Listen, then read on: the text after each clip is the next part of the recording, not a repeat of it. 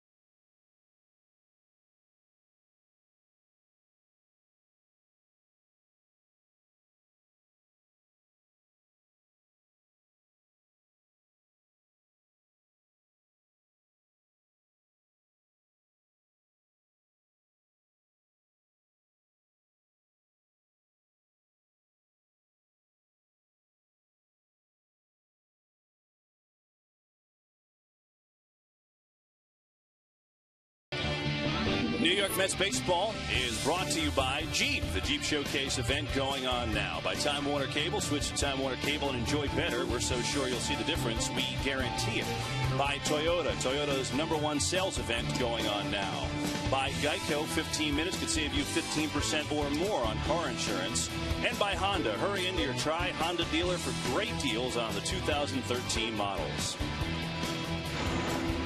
Subscribe to MLB.TV Premium today. Watch over 150 select spring training games live, plus every regular season game live or on demand on over 250 mobile and connected devices. Visit Mets.com for all the details. Here's who's pitching for the Mets today. Jonathan Nice. Could get 5 innings out of him this afternoon. And we'll see the bullpen. There's still some competition there. Scott Rice, Greg Burke trying to make the team. Brandon Lyon and Bobby Parnell are on this team, but they will get their work in this afternoon for the Mets on a gorgeous day in Florida. Celebrity sighting. Regis Philbin.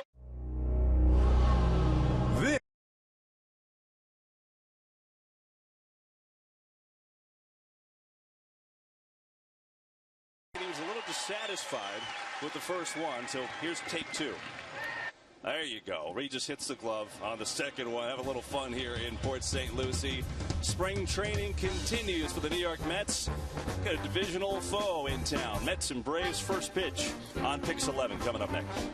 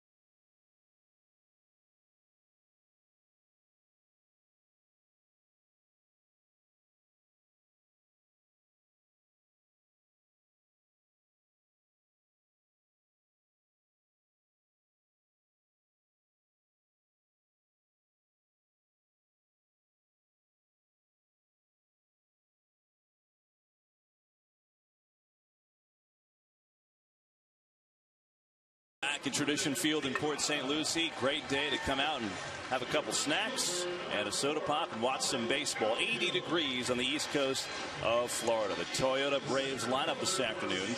A couple of starters coming over on the trip from Disney. Freddie Freeman and Dan Uggla. Chris Johnson could start at third for Freddie Gonzalez. And the speedster, Jose Constanza, who just got here with his visa taking forever, is in left for Atlanta, facing the Mets left hand. Well, Jonathan Nice has gotten better every year. 9 wins, 11 wins, then 13 last season when his ERA dropped all the way to 3.40. He will be the #1 pitcher pitching on opening day. And Alexis Mets defense behind Jonathan. Colin Cowgill in left field. Matt Dendecker, who's got a lot of playing time in center. Marlon Byrd has been a fixture in right. Zach Lutz, of course, has got to play third with the injury to right. And Turner, Tejada, Valdespin, Ike Davis at first base. And good story, Landon Powell doing the catching today. Apparently Regis is bench coach today for Bob Guerin and Terry Collins, sitting in with TC. As Freddie Gonzalez, manager of the Braves, done a great job since coming over. Roger McDowell, pitching coach to his right. And Jordan Schaefer will step in and lead the game off against Jonathan Nice today. Schaefer, the former Braves third-round pick. Didn't work out in Atlanta, went over to Houston and struggled there, and back with the Braves where he's got a real shot to earn a roster spot as a reserve outfielder. You know, he's a little bit like Matt Den Decker was a couple seasons ago. Really didn't hit a lot, but could go get it in the outfield. Made the team out of spring training. Didn't really work out, like you said, Kevin. Moved over to the Astros. They picked him up off waivers and trying again. He's behind 2-0 as we start off this afternoon. And Cowgill puts it away for the first out of the game.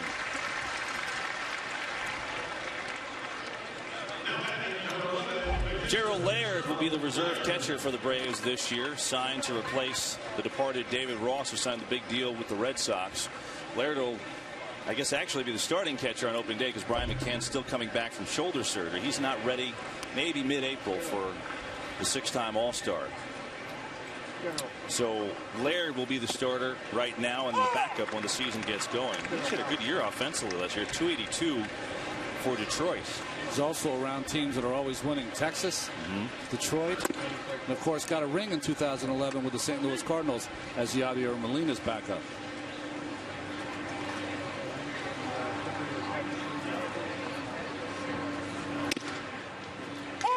Jonathan Neese, we talked about it in the open, getting the opening day nod, and now that he knows that Santana isn't going to be ready, what's that do to him mentally, if anything? I mean, just knowing that that's on your shoulders now. An honor? Is it pressure? Valdespin, nice charging play, 2 down. Well, a couple of seasons ago, but first let's look at Howie Rose on the right. Josh Lewin on the left. WFAN broadcasting the game today. Howie just wrote a book, didn't he? Howie has a new book out called, appropriately, Put It in the Book. Right? How great is that? That's right. He left off the S from his trademark call at the end of games. And I just started reading it the other day, about halfway through it. It's great. It's Howie and the history of the Mets, and Howie telling stories not only about the history of the team, but about him growing up, you know, rooting for the team. And it's just some really good, subtle stuff in it. You know, him when he was a kid, he and his friends going up to Jerry Grote. He was in his car in the parking lot, nervous to ask him for an autograph. Going to the playoffs in '69, and I guess it was a 3-day weekend at Cardozo, and his parents had gone away, I think, to the Poconos. And he kind of said, I think the game was a Monday afternoon, and he kind of wiggled his way out of school. And then the next day, the truant officer was at his house. And where's Howie been? He's been out of school the last 2 days. Just really fun stuff for Howie. So good luck with that. Well, think about Howie Rose. He started in the upper deck at Shea Stadium, wanted to always be on the field like every young man, and it's gotten all the way down to press level. And the Mets fans are better for it. No doubt. He's the best. Freddie Freeman, the hitter, with 2 down and in an 0-2 hole against Jonathan Neese. But anyway, the opening day thing, is that a pressurized thing, or how do you view that if you get that nod, Ronnie? Well, I think we saw it a couple seasons ago with Mike Pelfrey, and it didn't work out so well. Jonathan Neese certainly isn't the same personality as Pelfrey, and he'll handle it just fine. Broken bat. Tejada makes the nice play at short, and a 1-2-3 inning for Jonathan Neese in the first. Mets coming up to face Julio Teheran next. Howard.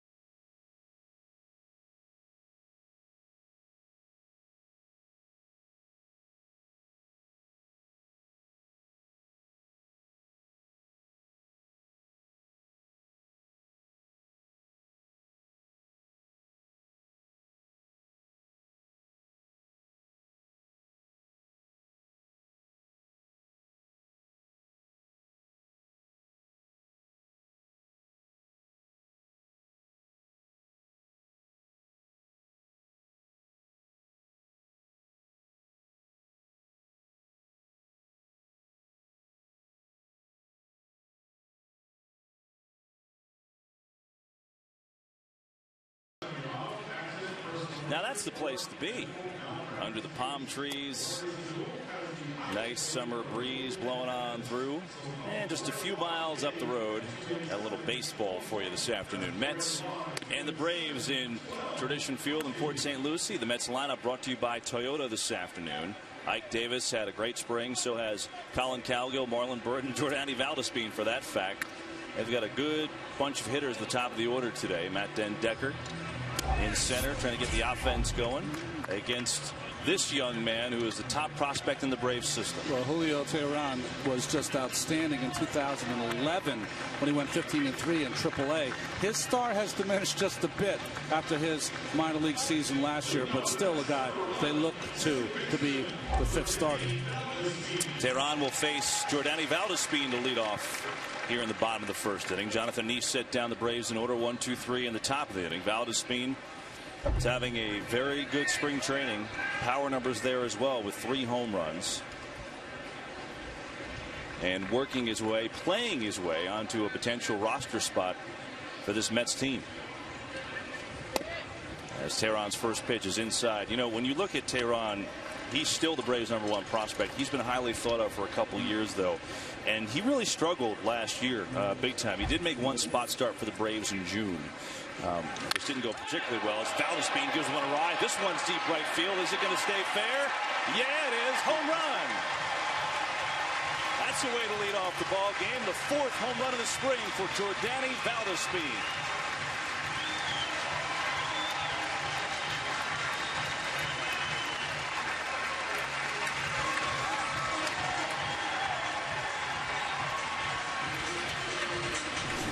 You know, the one thing you can't question about this young man is his talent. When we talk about and try to quantify the other outfielders in camp, we talk about their lack of their ability to hit. Well, Valdespin does not have that. At second base today, Regis Philbin and Terry Collins having a blast. Regis maybe called that home run. That's great. Well, that was a no-doubter. I was wondering if that was going to hook it all, but it stayed straight as an arrow, and that was a rocket from Valdespin. So what a way to start as the Mets up on the Braves 1-0 with Cowgill the batter. Collins had a great spring himself. 25-year-old came over in a trade for Jeffrey Marte, one of the Mets' third base prospects. The only problem for Valdespin now playing second base today, because Murphy hasn't gotten the game yet, is that he might be their best position player in the outfield and also in the infield. Yeah. I think it's, you know, nothing official, but it's safe to say he's going to be on this team. I mean, somewhere they're going to find a place to play him with the offense he's providing. As a breaking ball, doesn't really break too much, and it's 2-1 to Cowgill. I want to get back to Teheran here for a second. He had the rough year last year, the 1-spot start for Atlanta in Gwinnett. He was 7-9. That's AAA for the Braves. A 5.08 ERA, and a tough finish. And Cowgill takes one a ride deep to left. This one carrying Constanza back and leaps and grabs it. Well, the Mets bidding for back-to-back home runs, but Constanza made a nice grab. I was out in left field with Roger McDowell today. We talked about everything from Lenny Dykstra to his team this year, and the balls were just jumping out the left field. That was a pop-up that ended up almost going out over the fence. Nice play by Constanza. Hit that off the inside part of the bat. I couldn't believe it went that far. You see, that's why the wind is blowing out pretty stiff from right to left. Well, Ike Davis is the batter, and Ike's had a great spring as well. 5th in the Grapefruit League with his .367 average, a couple of doubles and a home run so far. And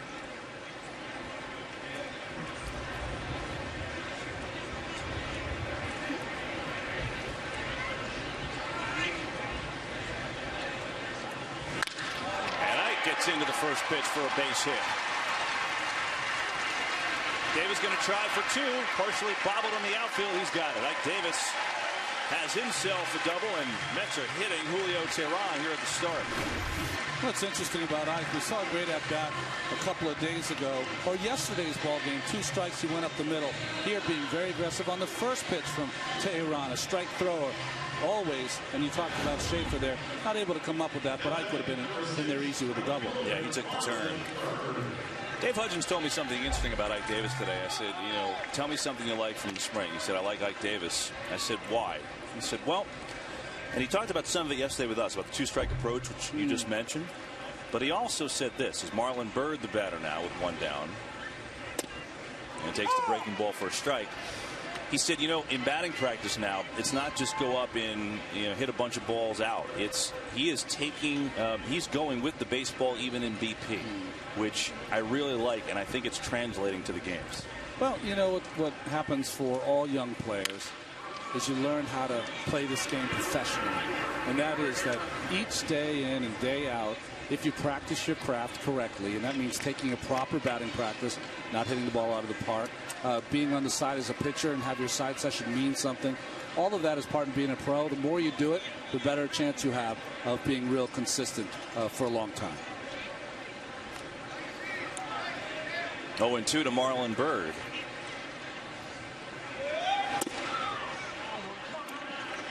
But Alexis Braves defense. Costanzo made a good catch. Schaefer and Peraz in right field.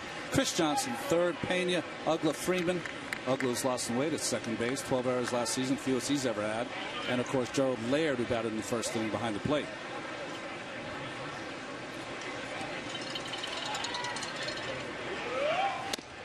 And Byrd down on strikes.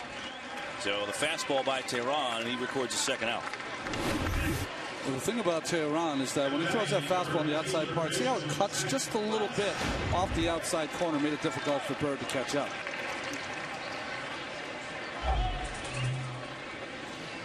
Zach Lutz, who's filling in at third base for not only the injured David Wright, but the injured Justin Turner. So Turner with that ankle sprain yesterday, the right ankle sprain. So Hicks played third yesterday. Lutz today takes strike one. Good news, Turner was walking around, albeit gingerly.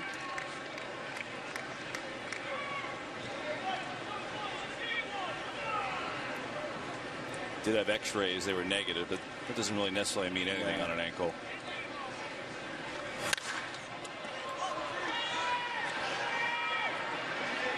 Freddie Freeman's going to call this and put that away, and the inning is over. So the Mets strand Ike Davis at second, but they get on the board against Julio Tehran in the first because Jordani Valdespin with a bomb, his fourth of the spring. We've played one here at Tradition Field. Mets up on the Braves 1-0.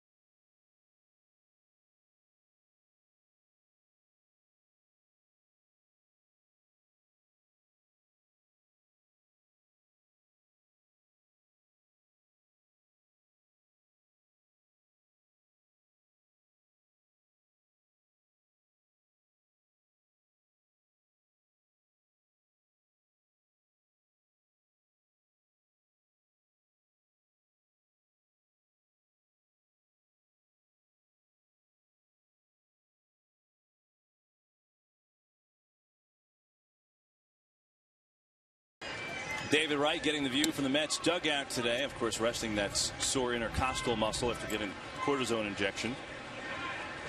Rafael Landeskog, Mets minor league coach, coming into the picture there as we start the second, Tradition Field. Along with Ron Darling, I'm Kevin Burkhardt. 1-0 Mets lead on Jordani Valdespin's leadoff home run, his fourth of the spring. And now it's Jonathan Neese facing Dan Ugla. That's a foul ball. Neese set the Braves down in order 1-2-3 in the first. And there's an interesting development on Twitter from multiple people at the Phillies game. Roy Halladay throwing 87 in the first inning, lifted after the first inning. I mean, it's obvious he's not right. You know, I mean, there's, you know, if he's 100%, you know he's going to win ball games. If he's not, you know, that's when the speed guns really work. You know, Kevin, you always talk about, you know, you want the speed gun to really identifies this and that. But when you have a guy who's usually around 92 throwing 87, there's something wrong. And now the team just came out literally a second ago and announced that he has a stomach virus. I don't know what's right or wrong there as Uggla pops out to Tejada.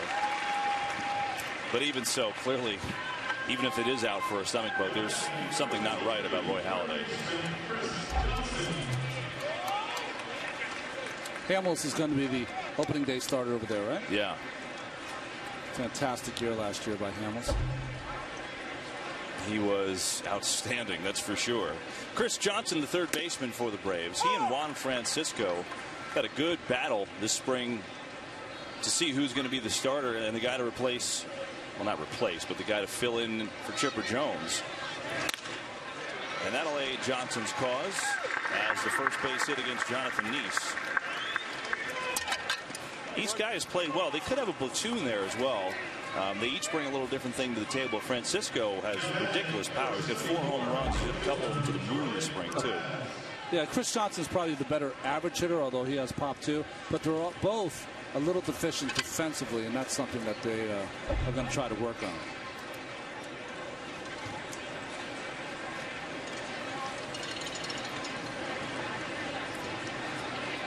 Well, Jordan Perez is the batter now. 28-year-old. He's in AAA for the Braves last year. Takes outside with the heater from Nice. Perez at 288. AAA Gwinnett. Good spring so far, hitting 300 with a home run. As Nice works with the base runner for the first time this afternoon.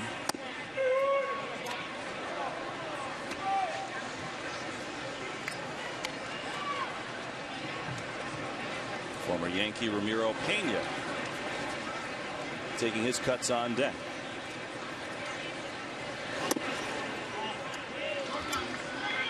Nice working on that change. How much does he need to get that pitch right? How much does he need to use that in his arsenal? Just another weapon. You know, when you come into a game with 3 or 4 weapons, Kevin, very rarely are they all going to be working. So occasionally early in the game you can identify, boy, I got a good changeup today. Let me go with that for a while until maybe that eludes you. Then maybe you go to the curveball for a while. So the more weapons Nice has, of course it's going to help. 3-1. Big cut there.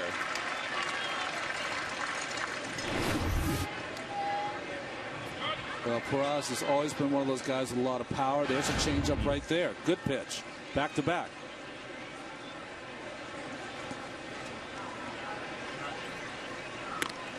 Nice will keep Chris Johnson close. Average runner at first base. Mets with the all green St. Paddy's Day. Braves have the green caps on today, and there's green bases. Well, Nice strikes out Perez, his first K, and there's 2 outs in the second. Well, it's the maturation, really, of Jonathan Nice. That looked more like a kind of a biggish, a larger cutter right there. There's the bases with his shamrock. They have just a stamp to put the shamrock on, or did someone actually sit there and paint? It would be a stamp, Kevin. Okay. Yeah. I mean, that would have been impressive, you know. It's our director Bill Webb's national holiday today. Webby back with us today after a couple days off. Big league this, went to the World Baseball Classic for a few days. It's going to happen when you're a rock star.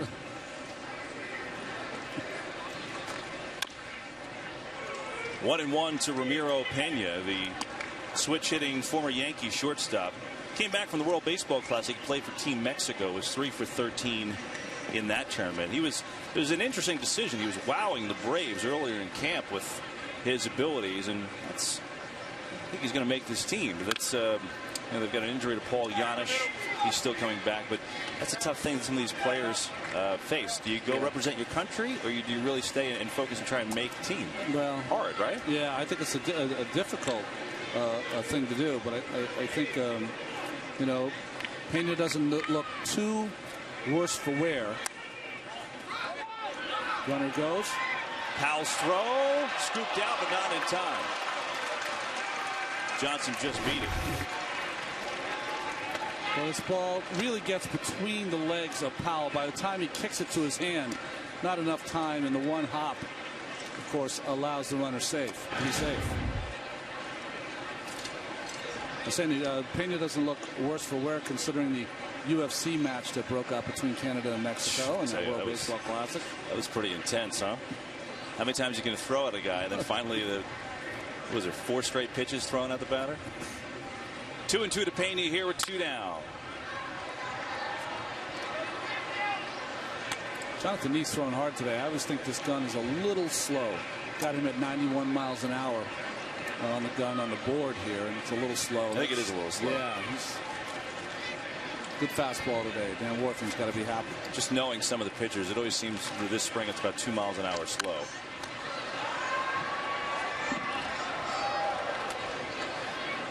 Does he go out and, he knows what his status is in this team. Does he go into some games saying, okay, I'm going to work on my cutter and changeup today? Is it that type of specific? I would always do that until I got runners on base, and then, like, you pull your neck. Okay, you know what I mean? Get stingy. But, yeah, before that, you can work on stuff. He's got Johnson off a second, and now a 3-2 count to Ramiro Pena. 1-0 Mets here in the second. Jordani Valdespin, 4th home run of the spring. As we look at Neese in his career, a career year for him last year. Highs and wins with 13, an ERA 3.40. Innings pitched down the line for Neese, who set new standards for him. 3-2, and he misses ball 4. So the first walk for Jonathan Neese. And now the Braves have 2 on with Constanza due up. Well, Jonathan last year, we talked about in the opening, got his walks all the way down to 2.3 base on balls per 9 innings, which is a very strong number. I think Pena just outlasted him there. Couldn't throw as many strikes in a row. Jose Constanza just got to Braves camp on Friday. And you're saying, what? Friday? Camp was in mid-February. Well, remember the visa issue that delayed Henry Mejia? It was a countrywide Dominican Republic thing. And apparently Constanza's visa app was near the bottom. He just got here. Is it going to hurt his status to make the team? It might, because he's got options left, and Jordan Schaefer does not. But he's been a pest, as we've seen the last couple of years. He's a good guy to have around. His speed is a real weapon. And Freddie Gonzalez is a big fan of Constanza. Saw defensively what he could do. Yeah, he already robbed a home run from Colin Cowgill. Well, the Braves are lacking in a little speed. He gives them that. He's a good defensive player, can play all 3 outfield positions. He's a guy that can start a rally late as a pinch hitter. There's a lot of tools. They put him down there almost like you'd use the 9-hitter in the DH in the American League in that ace spot. Get on, maybe the pitcher bunt you over and you get an easy run. He does a lot of that for this Braves team. Behind in the count 1-2 after that foul ball. Good crowd and green everywhere. Now, what's the rule? If you're Irish, you only get to wear green, or anyone can wear green? Or I think usually the Irish folks don't wear green. If you're not Irish, you wear green. Oh, that's how it works. Okay. That's usually how it works. Tejada flips to Valdespin, inning over. So Jonathan Neese gets out of some trouble, leaves a couple Braves on base. 1.5 in the books, 1-0 Mets.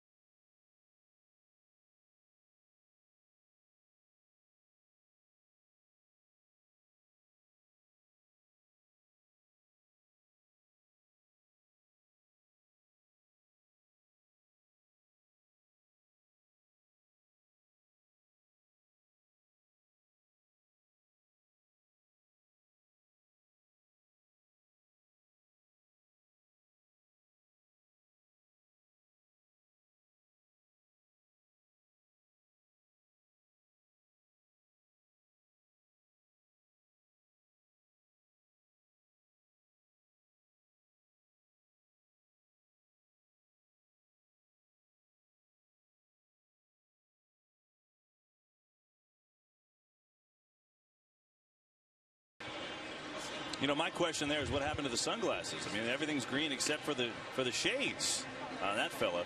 I guess he's going to have the Met colors in there as well. Take a look at this is a cool graphic. Who's green in Mets history? Brought to you by Nissan. I like this one. Sean Green, the pitcher, submariner, and then the former Dodger outfielder, Pumpsy Green, third baseman back in the 60s, Dallas, of course. Pumpsy Green, of course, first African-American to play for the Boston Red Sox. Dallas Green, 2 hits on that board.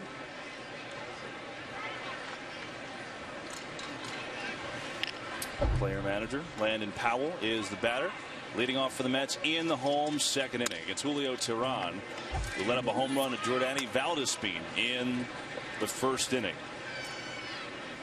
Now, Landon Powell is a guy, if you're sitting at home, you're looking for a person to root for, this would be a good guy. And an off-season unlike any other. And a couple folks have written about it now, about his story. He shared it very courageously. Andrew Kay in the Times wrote about it today. And he signed a minor league deal with the Mets in the off-season, and then 1 week later lost his 5-month-old Izzy to an autoimmune disease. A horrible development. Izzy was one of 2 twins. And take a look at Landon Powell and who he is, big switch hitting catcher. And you can imagine what that must have been like for anyone, especially if you're a parent. And Powell being here, openly talking about it. You know, the Mets went out and Terry Collins reached out to him and said, hey, you know, we understand, you know, it might be a little different start for you here. And, you know, you got certain personal things to take care of. So, you know, take your time, get into shape, do what you have to do as he pops out here.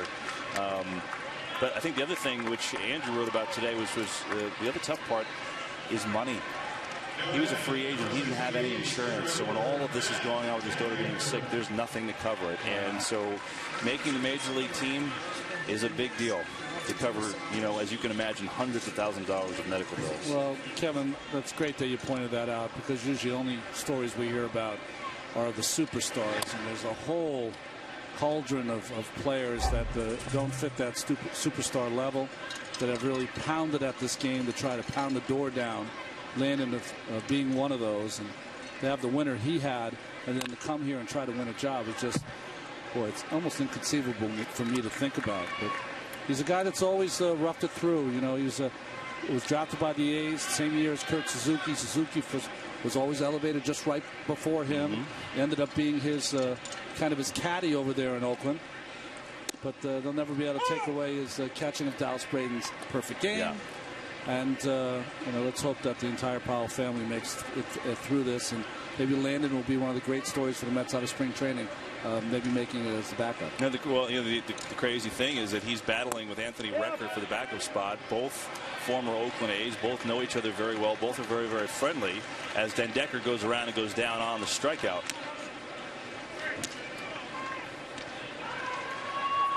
Well, you know, when you have those the backup catchers, they know what the story is, and you know, there's an understanding. You don't have to talk about it. It's just, you know what, you give your best, I'll give my best. We'll see what happens.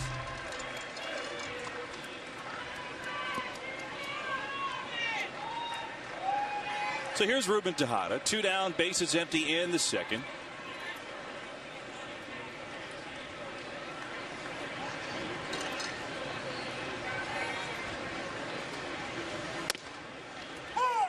Tejada's had a tough spring. He's 3 of 27.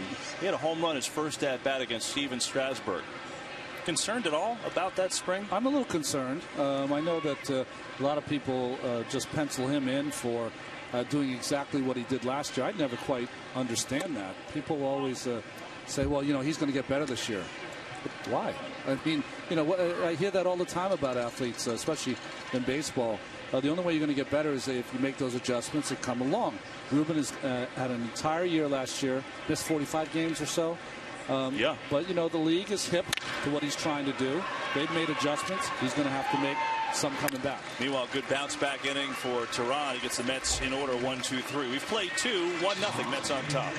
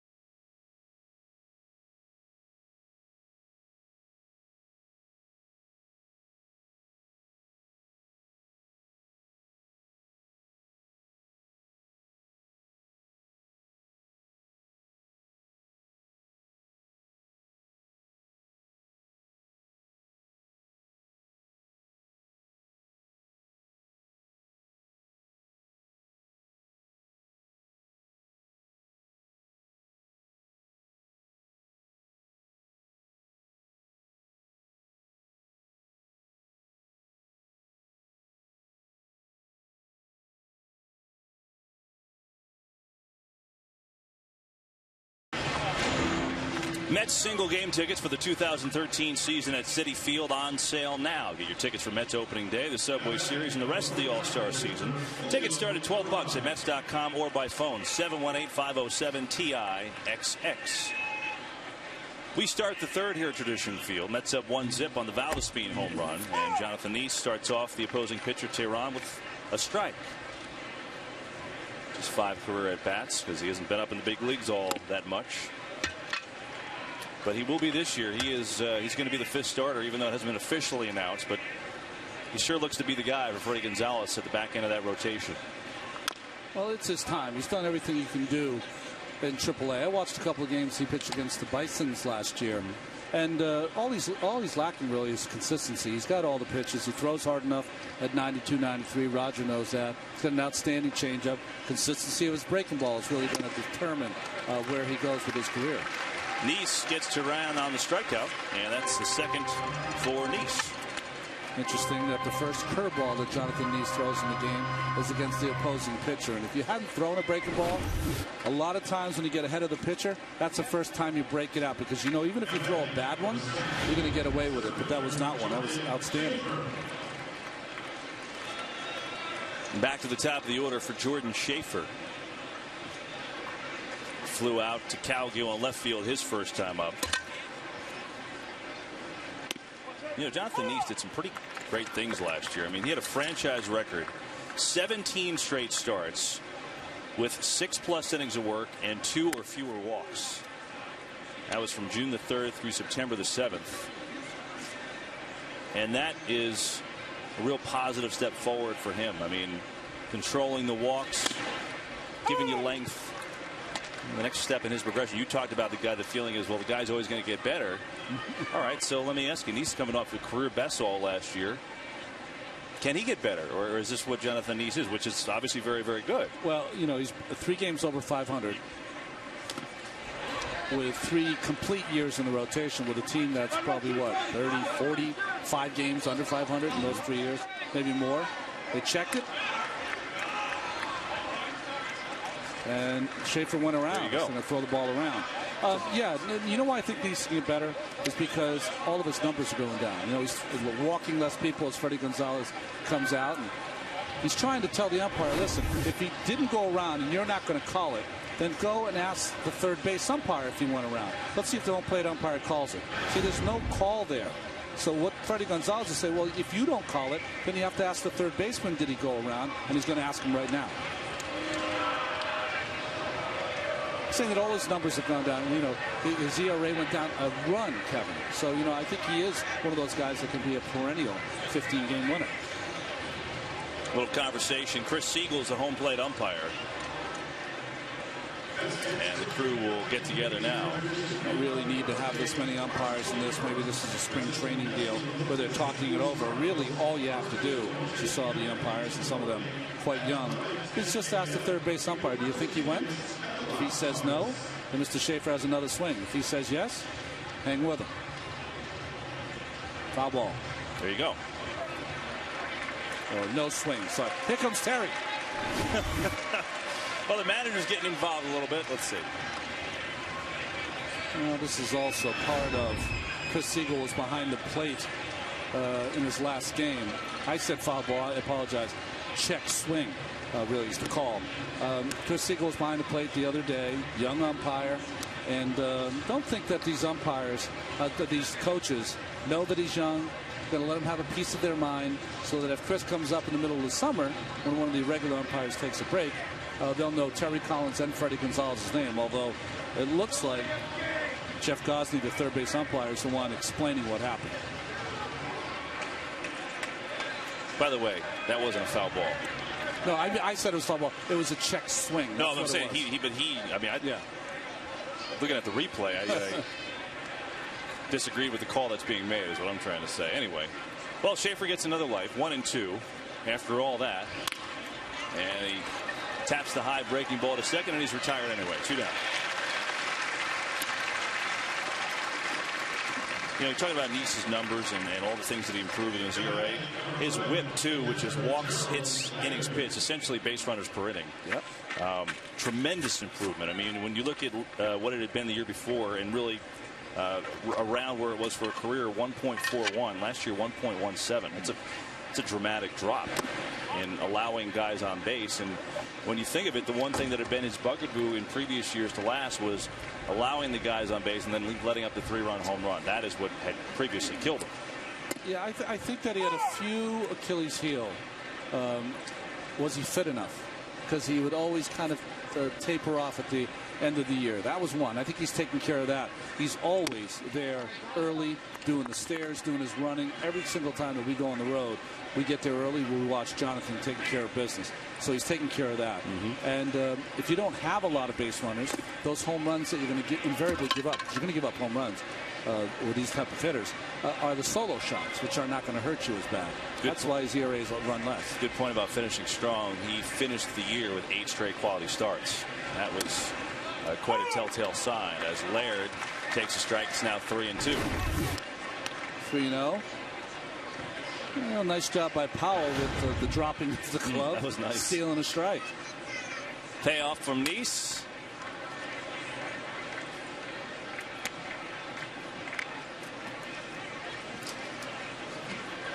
Freddie Freeman on deck for the Braves.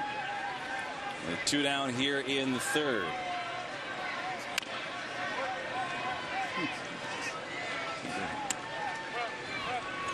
Laird stays alive against Jonathan Nice.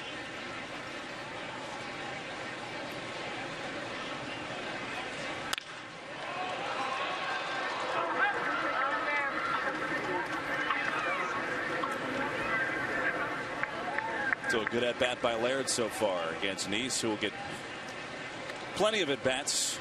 Filling in for Brian McCann at the beginning of the season. McCann coming back from shoulder surgery. Ronnie, we have a very special guest coming to us in the bottom of the inning. I have a feeling it's going to be quite fun.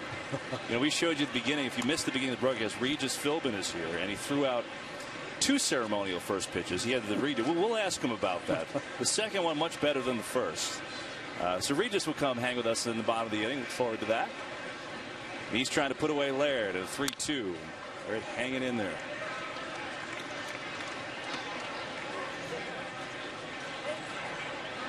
Seen a lot of the Braves hitters so far. We saw Pena earlier in the game, and now Laird taking good at bats with 2 strikes against Jonathan Nice. Well, the worry with all the moves Atlanta made was that they're going to have a lot of power, but that they would strike out an awful lot. And trying to work on that with Greg Walker, the new hitting coach. Of course, Freddie Gonzalez had a good quip about that. He said, well, look at it this way. We strike out. We're not going to hit into any double plays. So good news. Another 3-2, and Nice gets him with a called strike 3. So good inning for Jonathan Nice. He strikes out 2. We go to the bottom of the 3rd. 1-0 Mets on top. Regis joins us next. That's called a tease.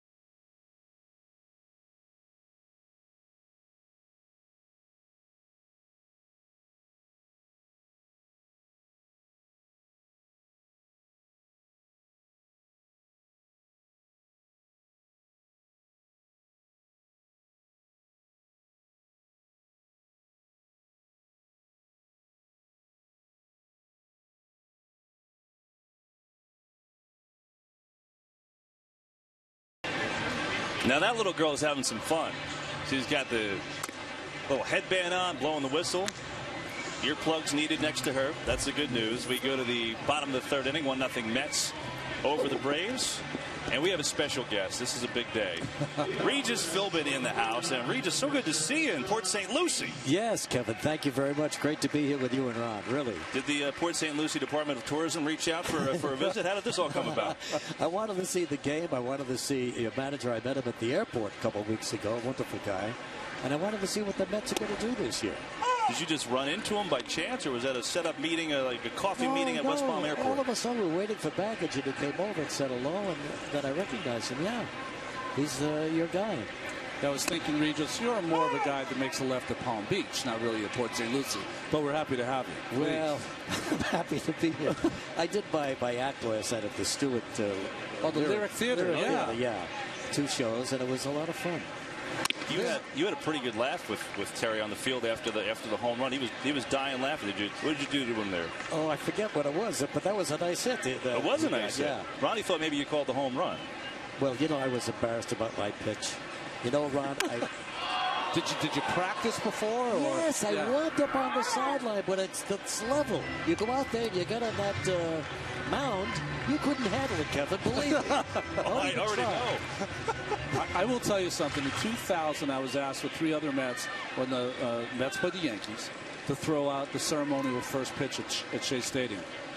I went out there, had the jacket on, had the ball, I stood out in the mound. I think, I never felt like this. I'm a little nervous. And there were 4 catchers there because there were 4 guys throwing it. I was thinking, well, make sure you get it over there. I mean, I did it for a living, and you get a little nervous. But was it the mound the same height as? Same height, the whole thing, but you just, I don't know. When you're out of your element, it's like the 4th element or whatever it is. It's very scary. Well, Regis, let's break this down. Yeah. Show us your analyst skills here. Okay, here's number 1. Oh, my God. I was so embarrassed. I said I need another ball. But you caught some chalk. Not so bad. Oh, God. I swear to you, I can't believe how bad I was. It's embarrassed. But number 2 was Why much did better. I come here? You came all the way to get embarrassed. Have you tried to pitch it from the mound? Big shot? Why do you think I'm up here? Didn't work out so well for me. There's a reason why I try to talk for a living. That doesn't work out half the time as well. Well, I don't know if Dylan Thomas had you in mind when he wrote, "Do not go gentle into that good night." But you're not going gentle into that good night. You have a new show on Fox Sports 1, which is a big, huge endeavor by Fox. It really is. It's starting up in August. I think August 17th is the beginning of the show, and I'm happy to be a part of it. 5 o'clock every afternoon. I feel like Barbara Walters with The View. That's right. Just don't start firing people right away. Just keep them there for a while. I guess I should apologize because Ronnie and I are in Kelly, so you probably had a lot better view for all those years. So we apologize for coming up to the booth and dealing with that today. I had Kelly for 11 years, Kathy Lee for 15 before that. Regis needed the break. Valdespin is 2 for 2. There's your guy, Regis. Valdespin, yeah. Happy for Valdespin. Have you recovered from the Notre Dame National Championship? I never got over it. I've been in agony for the last 3 months, whatever it was. I sat there with the president of Notre Dame, Father Jenkins. I sat right behind him. And when Notre Dame came out, they looked a little edgy, like they weren't ready for this. Anyway, 3 minutes and 7-0. Then it's 14-0. And I was going to say to Father Jenkins, Father, is it time for a little prayer? Right. But I looked at the scoreboard one more time, and it was 35-0. Forget the prayer. It's too late, Father. It doesn't take away from their great season, though. They had a great season, right? No doubt about it. But that Alabama team was great that night. Fabulous. Great, and they were on top of their game that night. You're right. I don't know how Georgia came that close to beating them, but Georgia, a pretty good team, too. Did you follow baseball growing up? Did you go to a lot of games? Were there any particular players that you were into, anything like that? Well, I went to them all. Ebbets Field, the Polo Grounds, Yankee Stadium. I was a kid in the Bronx. Sure. And, get a trolley for 5 cents and go down to the stadium, and there was DiMaggio, and there was King Kong Keller, Tommy Hendrick, Red Rolfe at third base. It was Rizzuto. It was Joe Gordon at second. It was a great team. Well, that's the unique thing about being a young kid in New York and going to the ball games. You say the trolley, the subway, whatever it takes, you can go on your own. I saw Hubble pitch against the Dodgers at Ebbets Field. Shut them out 1-0. Great memories. Wow. Cowgill bats with Valdespin off of first. And Uggle's going to call this and put it away, 2 down. So how do you guys think the Mets look so far this year?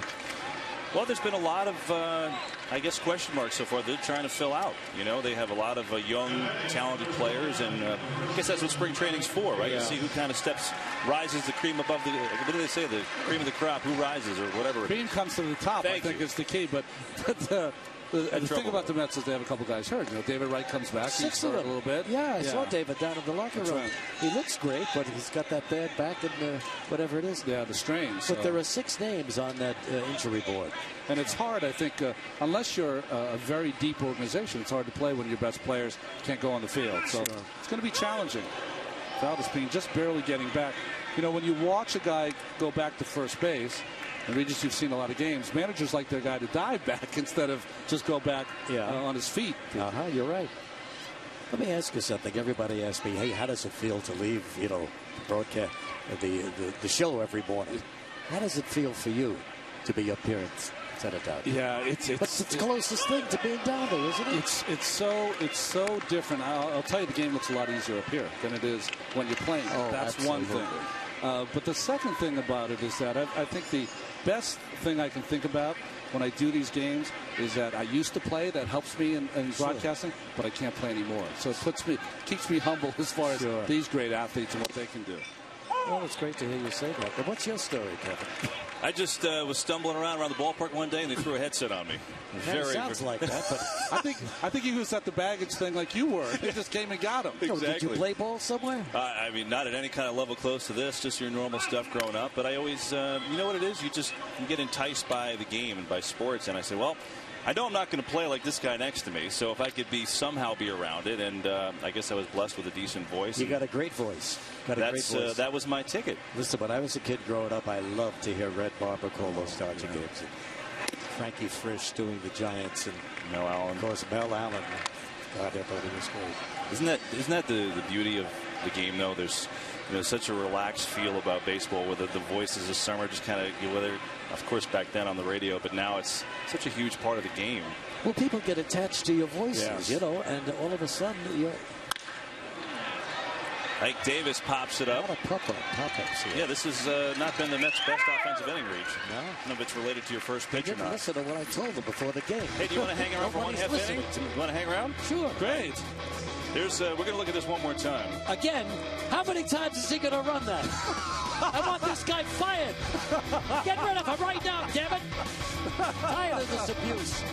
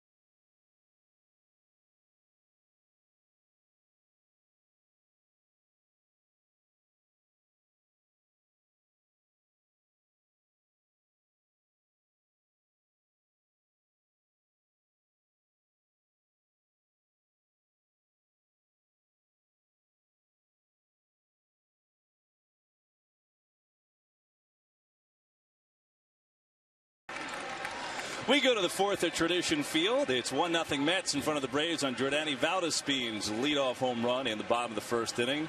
Having some fun with Regis in the booth. Regis Philbin is here, has been joining us, and we promise we will not show the pitch any longer as Freddie Freeman leads it off for the Braves. You know, you were talking about this whole deal. How did you wake up at 3 in the morning every day? No. What time?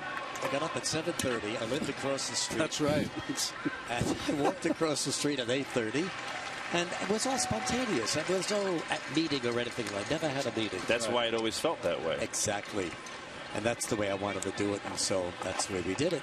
And I thought it was better that way, you know? Yeah. I think it's always better when you have a live show to do it like that, because you don't know what you're going to say until the light goes on. Look at Ron Darling already thinking of his next live show. He's not going to stay here forever. Well, we scripted, actually, our entire broadcast at 7 a.m. this morning. We sat down in the meeting room and said, all right, Ronnie, third inning, here's your line. That's what we do here. No other way to get through it. I like these green jerseys. Yeah, I they're know good it's looking, St. Patrick's Day, but they look great on the team.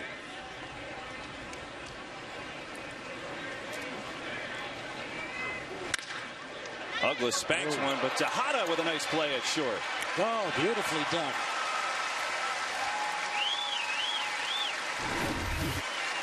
It's hard to tell people how fast this ball's moving when you make a catch like this, but Tejada's been doing it for the last few seasons. Yeah, he took it on one knee there and threw him out.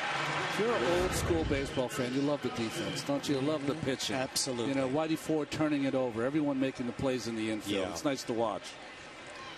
It's a big part of the game, let's face it. Who's this guy up at bat? This is Chris Johnson, the Braves' third baseman.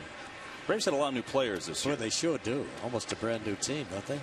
I mean, they're a team that won 94 games last year, but they trying to get better and get to the World Series. Talk to their manager at all, Freddie Gonzalez, or you just stayed Mets I met him today? years ago when he was the manager of the Marlins. And a nice guy. Very nice I thought guy. he did a good job with the Marlins. And I'm glad he's with the Braves now. 2-1 to Johnson as Nice trying to set down the Braves in order as we play in the fourth on a fantastic 80-degree day in Florida. I like Nice. I think he's got good stuff. Oh, yeah. What do you think? Yeah, no, I think he's one of the better pitchers in the National League, left-handers especially. He's just, you know, he throws strikes, doesn't waste any time, keeps the game moving. Moves it right along. Yeah. Well, this will move it along, too. Yeah, Chris Johnson deep to left, and that's off the scoreboard. Wow. What a shot. Just when we got talking about Nice. Nice looks terrific. Pow! Nice, what happened? That's a segue. Let's go to commercial. Give Nice a little chance. What's the New York phrase? We're like the mush, right? As soon as we started talking about it, he had no chance. Yeah. Well, Chris Johnson's trying to win that third base job, and he and Juan Francisco both hit all spring. And Johnson has another home run, his third of the spring. So between he and Francisco, the Braves' third baseman have 7 home runs this spring, Ronnie. Wow. See if guys have changed now. It wasn't like in our day. There's hugs when you get a home run. You know, there's a lot of warmth there. You mean now or then? Now, you know, there's a hug and. In the old days, they just looked at you. Were lucky if they looked at you. You get a handshake, maybe. 0-1 to Perez. I can't wait to watch this new show of yours. It's going to be a whole mix of different things, huh? Well, you know what I'd like? I'd like to include, because here we are in New York City, with the greatest sports writers in the world. I'd like to get these guys that we're reading in the paper all the time to come on the show and be a part of it. I don't be talking about it every night. Just once in a while, drop in. And let's talk it over, whatever his specialty is. I like that. And I like if you keep your same format. Let's not overproduce this thing. Let's just have fun and talk sports. Exactly. Hey, nice catch out there. Regis, great to see you. Thanks so much for coming up and This is having the a big little fun. rush, huh? That's a big rush. Hey, good luck with rush hour, right? That's good. Thanks, Ron. Good luck to you. Regis, Kevin, thanks so much. Thanks Pleasure. so much. It was really a lot of fun being with you. All right, time for a health tip presented by North Shore LIG Health System. We'll be back.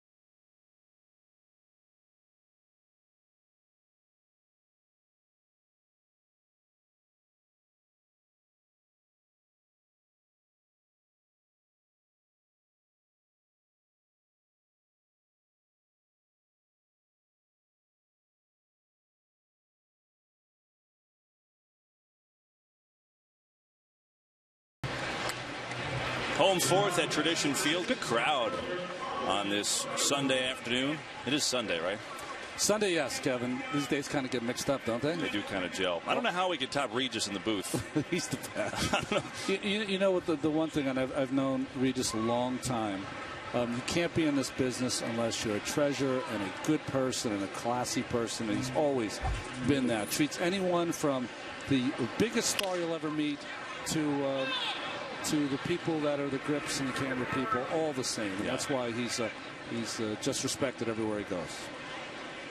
You know, there's some people, too, that you're just around, and you're around for 10 seconds, you just start laughing from the time they're there, you know? I had no interest in the game when he was here. It was just one of those things. It's great.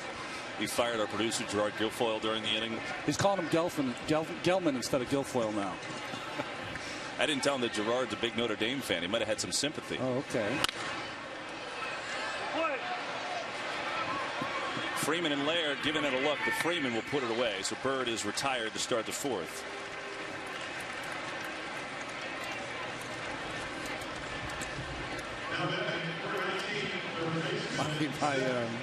My phone, it just tells you there are certain people, especially New York folks. My phone is blown up with texts from people that just were so happy to see Regis on air because they haven't had him. I don't know how many months he's been off now. Of course, his show now with Kelly Ripa and Michael Strahan. Hard to replace Reg. Yeah, it really is. It'll be a fun show on Fox 1. That'll be. I'm sure it'll be great. You know, it'll be just like you said about the morning. You know, just go in and live TV, and what happens happens. Yeah, spontaneity, and also I think what's going to be great is that Regis is not only one of the more professional people we've ever had in the history of television, but also he's a fan. So there's going to be things he wants to talk about just to get his own knowledge of whether it's Notre Dame or other topics. 2-1 to Zach Lutz.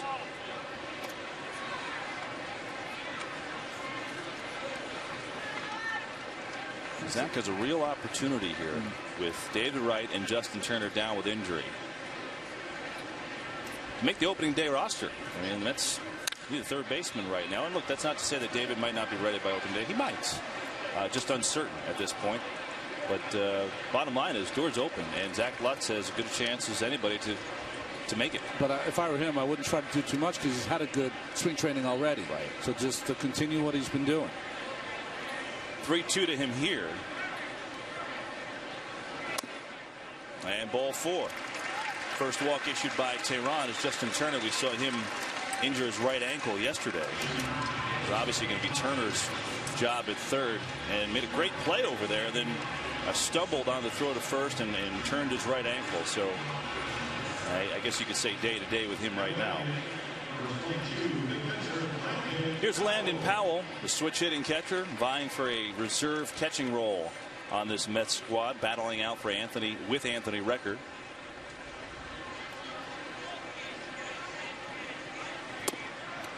Powell popped up in the infield his last at bat. Yeah, there, Justin Turner, he doesn't have a boot on. That's a good sign, right? Yeah, for sure. On that ankle.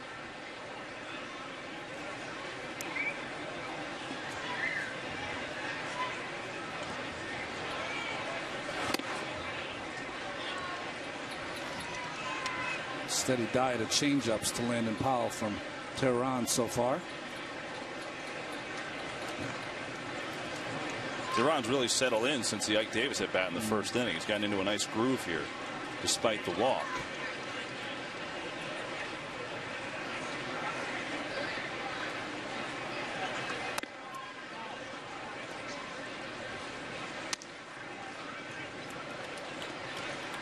I was asking Freddie Gonzalez before the game about Tehran and what happened to him last year, with all those struggles. And Freddie said, you know what, I think it's good.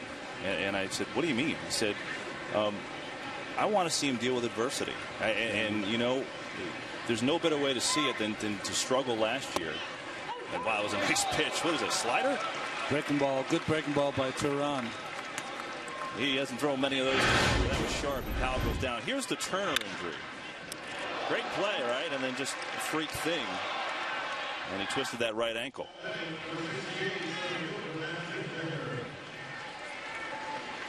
He's got his feet mixed up just enough to cause that injury. Well, you said adversity. You're talking about Freddie Gonzalez. You know what happened to Julio? Is that in 2011 he went 15-3. And then the team tells him to go to AAA again. That's what happens to players. Like, are you kidding me? Right. I mean, what else could I do to not make this ball club? I'm going to go down there. How am I going to beat 15-3? You have your head sags, dauber down, feeling bad about yourself. Next thing you know, you're midway through the year. And you haven't done anything. That's true. And you know what? He went to winter ball and pitched well, and he's been dealing this spring. Coming into today, 14 innings, 4 hits, 2 runs. And today, just the Valdespin home run, but he's pitched pretty well since then.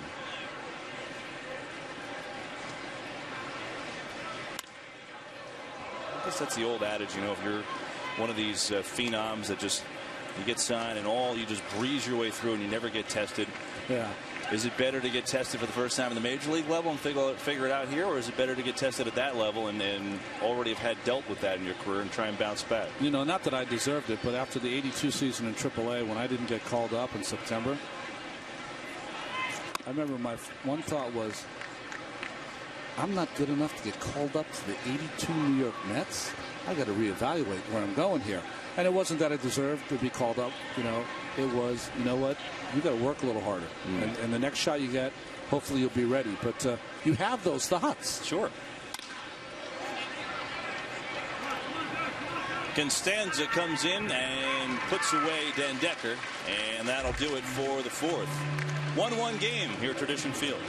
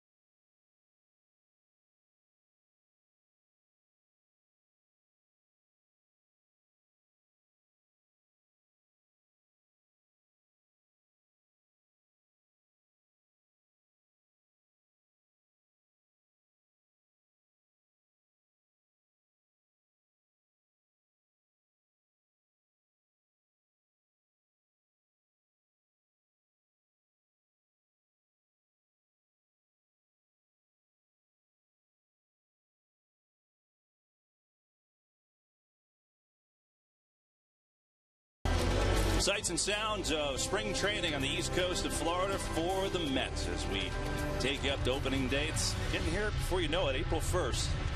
Mr. Mets standing guard. We go to the 5th, and Ramiro Pena will lead it off for Atlanta. A good at bat against Negus' first trip and drew a walk. Just a couple of solo home runs in the game so far. Valdespin with his 4th of the spring for the Mets in the 1st, and Chris Johnson his 3rd of the spring in the 4th for Atlanta. Neese, who broke out that curveball, is now starting to use it a decent amount. That one for a strike.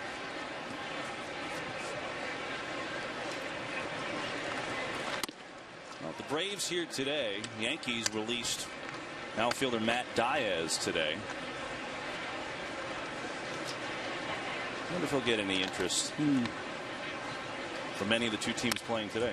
Well, he is the kind of player that is really a player you play if the left-hander's on the mound. You know, he really, you know, it's gone through a period of time. I mean, I know him as the Santana killer. Yeah. Fabio Han, he's watching downstairs. I mean, it seems that it doesn't matter what pitch he throws up there, even great ones. It seems that Diaz has his number.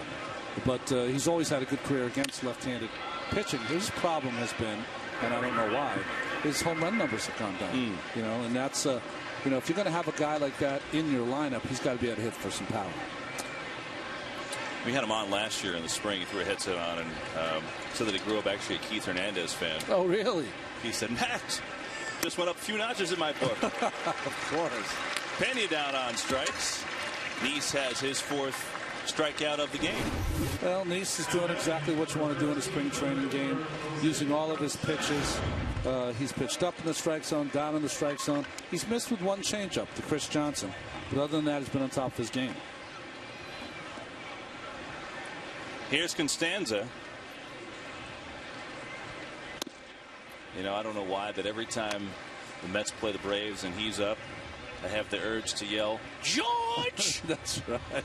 You have to. You have to. Forget about how, no, you don't forget about it, but how large in the pop culture and New York culture Seinfeld is. Oh, my gosh.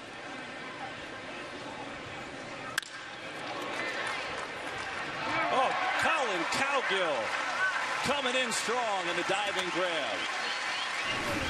You know, Tom Goodwin and his crew every single day will go out and put the outfielders in left field, and he will have, they'll be tossing him a baseball, and with a fungo, he'll hit line drives and fly balls to left field to get his outfielders to be aggressive and make those kinds of catches. And Cowgill, perfect right there. Sinking line drive, and Cowgill with a beauty. A 2 down. No, the only way you make that catch is that before the pitch is thrown, you are in ready position, ready to make the catch, and want to make the catch. Valdespin retires Tehran, and a good inning for Jonathan Nice with the help of Colin Cowgill. Sets the Braves down 1-2-3.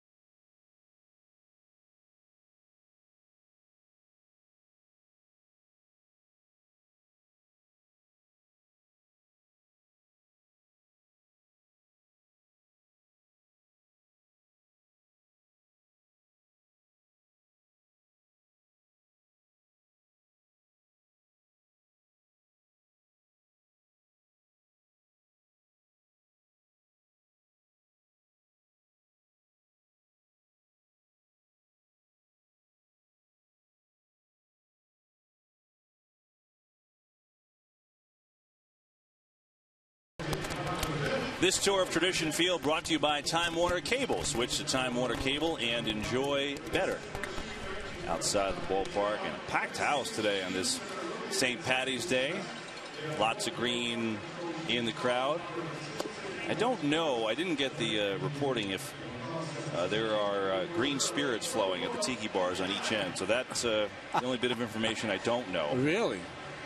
Maybe someone can report back to me or tweet me on that. I would say that tiki bar, there's always green spirits going. But you're talking about the green beer, right? Yeah, there you go. They've got their green on. I know that family. Great Mets fans. Mm-hmm.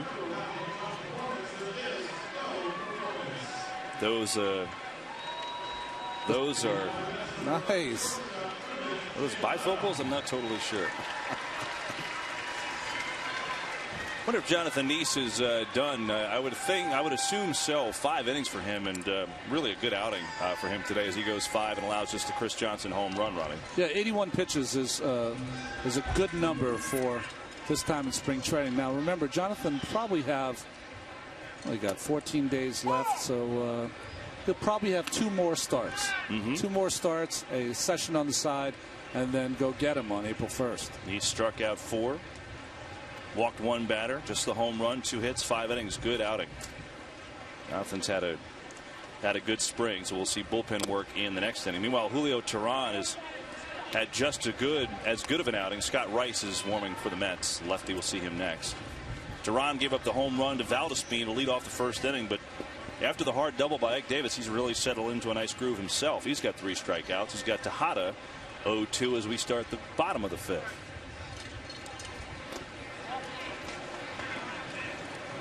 This pitch count is even lower than Jonathan Neese's. Jonathan really the pitch count up, not up, but extra pitches because of some fouling of pitches with 2 strikes. He had a couple guys, Ramiro Pena and Gerald Laird. Yep. Put some pretty good at-bats against him. Freddie Gonzalez on the right, Roger McDowell on the left. You know, when I watch Tejada, he looks off balance all spring training. He's either lunging or he's a little late. Just hasn't gotten in the groove.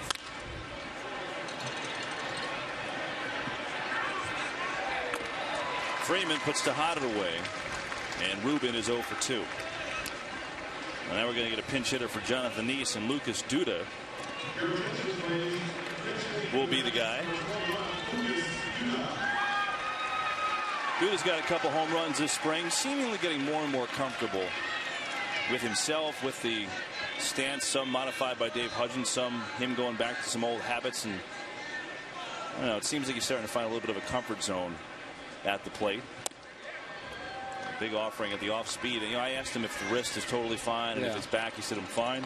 Lucas is a man of few words. But he heard it, moving furniture, right? Yeah, moving a couch.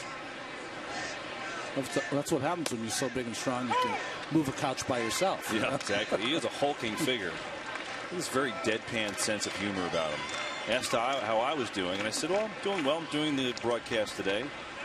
He said, all right, well, stay focused, get through it. Just laughed, walked away. We don't even get that from our own people. Exactly. That's nice. Meanwhile, Duda checks the swing, but tip is caught by Laird, and he's retired on 3 pitches. A couple of breaking balls down and the fastball up surprises Lucas, and the tip is caught by Laird. One knock against Teheran, besides consistency, which you talked about, Ron, was the overall consistency was the breaking ball. He's thrown a pretty nice one today. He really has. He's mixed it in, especially these last couple of innings. Well, he's going to take the spot of Tommy Hanson, who was traded to Arizona, right? Anaheim. Anaheim, sorry, the Angels. And Teheran is like a younger version of Hanson. Same kind of arm action, short arm action. Here's the home run. Oh, shot. Second deck out there of the right field berm. Okay, Hanson went to Anaheim, and the Braves got back Jordan Walden, hard-throwing former closer who has been dealing with a back issue all spring, but he is getting back in the groove. He threw a live BP yesterday. He's got another one coming earlier this week. Braves still feel like he's okay for spring training as long as he gets through these this next live batting practice. So you would think he'd be ready for opening day, or at least if not very close to that. He'll be one of the late guys in that bullpen. How about the arms they're going to be bringing out? Walden, O'Flaherty, Venters, Kimbrel. I think Avilon has been terrific for them too. Another lefty. That's lefty, which I think is going to. I think we'll see him today at some point. Yeah, their bullpen is loaded.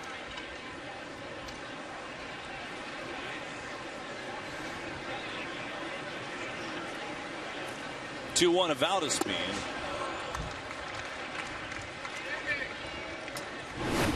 Now, when I watch Valdespin, one of the things you look at is occasionally he's swinging before the pitch is even thrown. 2-1 changeup down. an easy pitch to lay off of, especially when you've already hit a fastball out of the ballpark. That changeup has some massive depth on it. Boy. Probably get it again. No, there's the fastball. Best one of the day, 93. Sometimes pitchers will throw a 2-2 fastball, Kevin, to change the speed up to get to that 3-2 change. Just missed it. Going in that direction, but Valdespin draws a walk. And now Cowgill made the terrific defensive play last half inning. You know, one thing about Valdespin, it seems like he's really made an effort to look. He's not going to be a guy that's going to walk 100 times. That'll never happen. But he has made an effort to lay off of bad balls. And you know, you look at how last season ended for him. From the beginning of August to the end of the season, Valdespin had a rough go. He got more playing time. He hit only 190 with 22 strikeouts, but he walked 8 times. And you had at bats in that mix that clearly it wasn't going up and swinging at the first and second pitch. He would lay off more of those balls in the dirt, or the balls that were questionable. He's done a better job with that. Well, the catch-22 for young hitters is the more they make outs, the more aggressive they get because they're afraid to get to 2 strikes. Now, his goal here in a 1-1 game, now it's not regular season, would be early in the count to try to steal a base. One of the few guys who can run on this Mets team. Tehran has a good move to first base, so he's got to keep it a little close to the bag, but be aggressive and try to steal base with Cowgill up. 94 from Tehran on that fastball. He's getting stronger as the game goes on.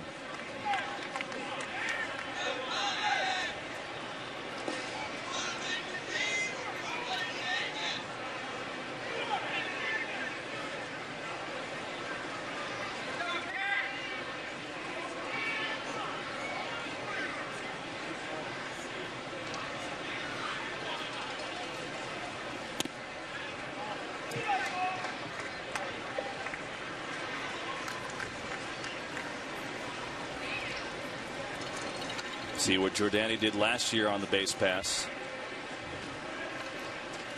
Be a throw over probably here. It's like automatic. Young pitchers, when they haven't thrown over in a couple times, you have a base stealer. As soon as they go to the stretch, wait a minute, I haven't thrown over in a couple pitches. I better throw one over there. Does it come from the dugout a lot with a younger guy? It does. It does. There goes Valdespin. Cowgill, though, down on strikes, and the inning's over. Colin not pleased with that swing and miss, but Tehran picks up his 5th strikeout. Jonathan East, a great start for him. He'll join us on headset when we come back.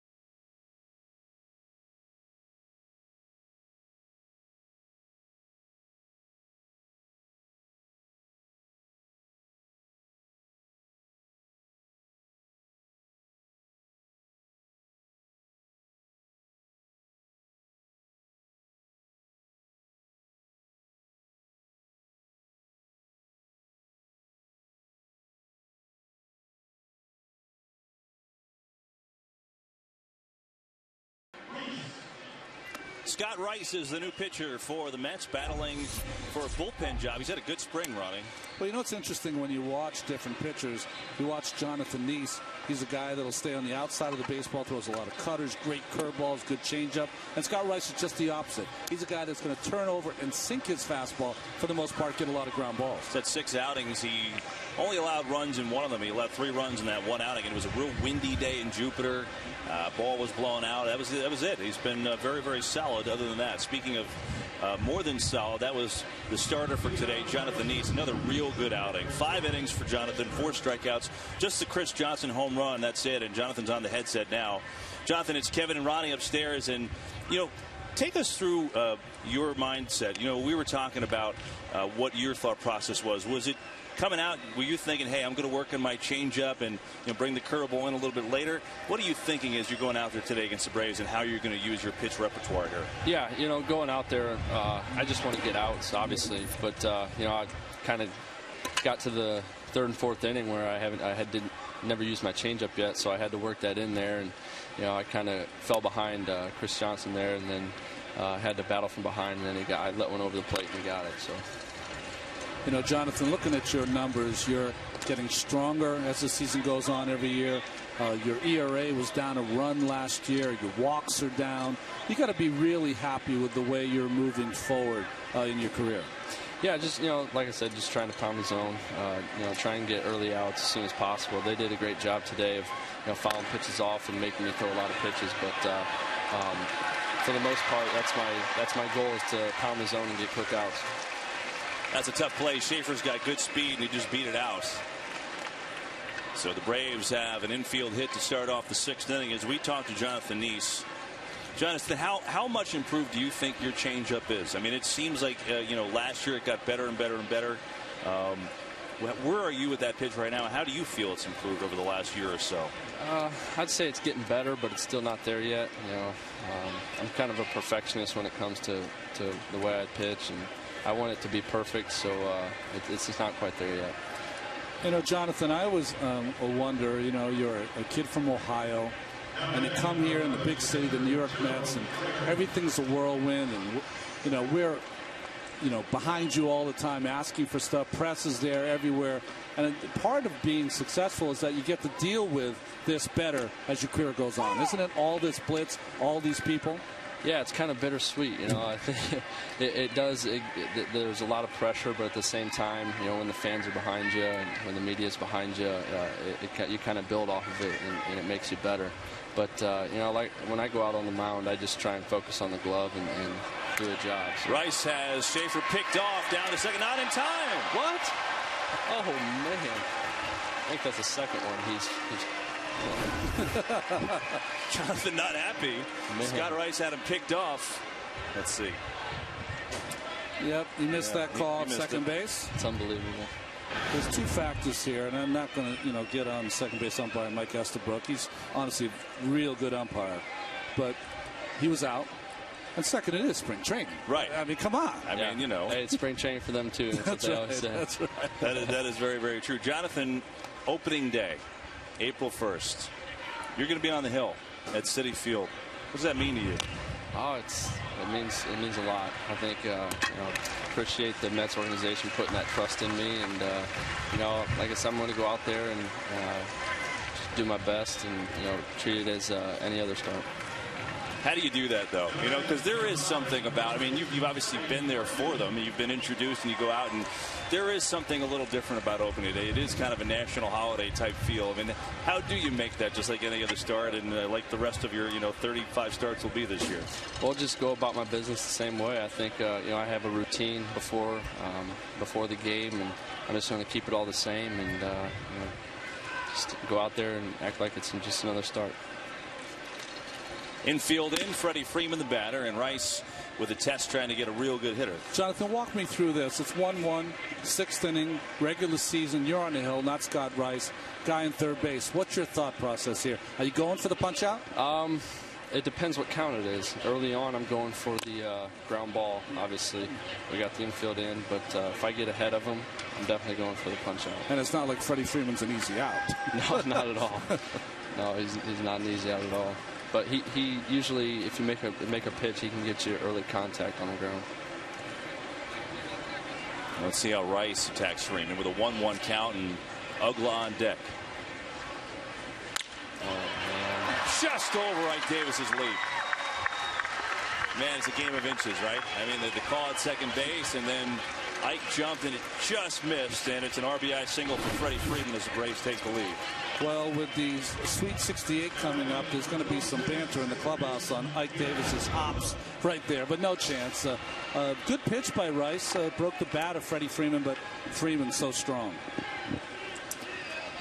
So Freeman on, that'll bring up Danny Ugla. You know, John, we were talking, help us with the scouting report a little. We were talking about the Braves earlier and about Freeman, who's kind of under the radar, you know, because the Braves made all these moves and no one really talks about him, but he's a pretty good hitter. What's toughest about facing a guy like that? He's a real good hitter. You have to make a pitch, or else if you make a mistake, he's going to make you pay for it. So if you make a pitch, like any other hitter, you can get him out early. But you know,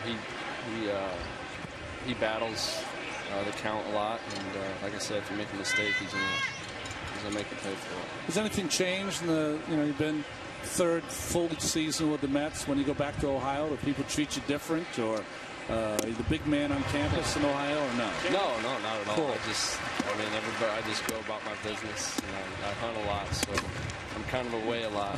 But my wife and I, we hang out at home, enjoy the time off, and just treat it as normal. That's why ball players hunt the solitude. Well, there you go. You get away, and John has that property to do that just about in Ohio. We're going to get a pitching change. Rice is out of there. John, you want to hang in for another sec? Sure. All right, we'll be back with Jonathan Neese. Mets go to the pen. 2-1 Atlanta here in the sixth.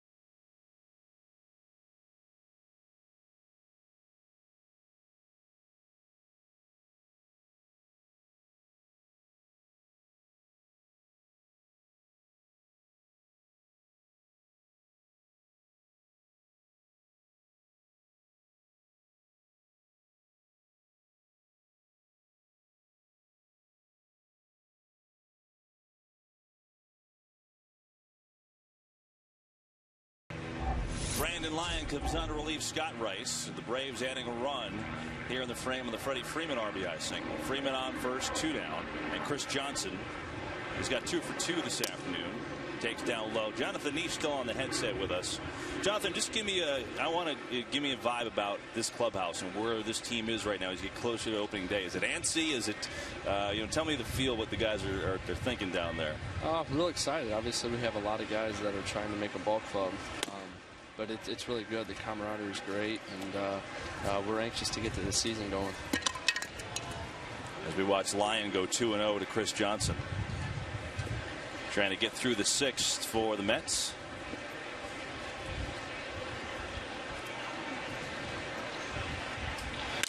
Oh, wait. Oh, man. And that gets through. I hate when they hit holes like that. Get a ground ball. You know what's great about that, Jonathan, though, listening to you live and die kind of with every pitch. It's kind of what you have to do as a starting pitcher when you're not on the mound, aren't you? You're just really rooting for your brethren, the other pitchers, to, if they make a good pitch, to get an out, aren't you? Yeah, you have to. Part of being a teammate. Part of being a teammate, yep. Right. Now, we had Ike Davis on a couple weeks ago, and he was telling about his FIFA soccer, big time stuff after the games here and what's going on at Port St. Lucie. Will you be going? What kind of? You have a hunting video game you got going on, John? Are you going to fish in the creek with the alligators back there? No, I like to fish, but I do watch them play FIFA once in a while. I'm a good spectator. I'm not a good player. Well, Ike is a front runner. He dumps players if they don't win the first match, apparently. Oh yeah, very competitive. He's a front runner? Just like he did on the bowling team. He recruited Bob Guerin. He bowls like a 270 every time. Really? He doesn't keep you around. You're not a winner. Jordan Perez is the batter, and big cut. And it's 0-2. Well, Jonathan, listen, great effort today. Best of luck going forward. We'll see you soon. All right, thanks guys for having me. Thanks, Jonathan. Jonathan Neese, good stuff from him today on the mic and on the field. 5 innings, 4 strikeouts, just a home run to Johnson. And that was it. You know, the maturation, though, I mean, we used to have him here 3 seasons ago. You could barely get a word out of him. And he's just like... He's comfortable. Yeah, it's great. It's great to see and hear. You know, some people feel like there's an element of the clubhouse thing, there's an element of the media thing that's overrated. And I think to some degree it is. Or depending on the situation, it can be. But you know what I found in doing this job, and obviously most of the time I'm down in the clubhouse, not up here. A lot of times when you're comfortable with that, you're comfortable on the field. Oh, amen. Amen. This is not for everybody playing in this town. And once you get comfortable doing that, it allows you to concentrate on what's most important. That's getting people out. Meanwhile, Lyon gets people out as Perez goes down on strikes. Brandon Lyon keeps on rolling. Braves had a run and take a 2-1 lead, though.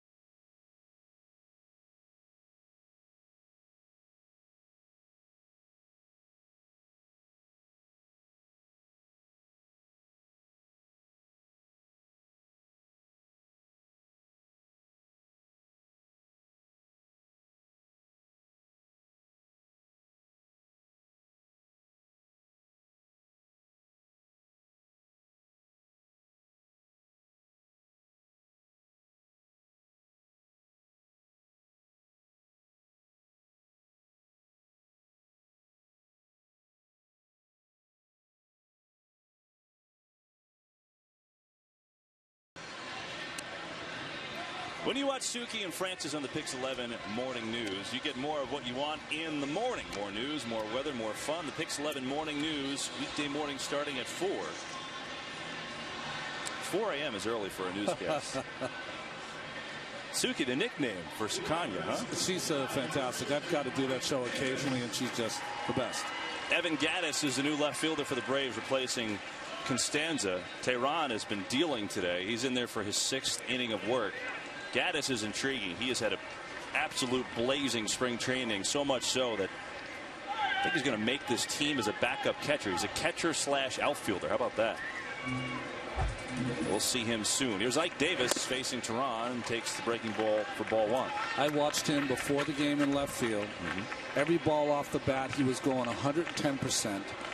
He's just that kind of personality, and he's huge, by the way. Because he ran by me at one point, I said, whoa, easy, big fella. I don't want you running over me. I'm pretty brittle now, so.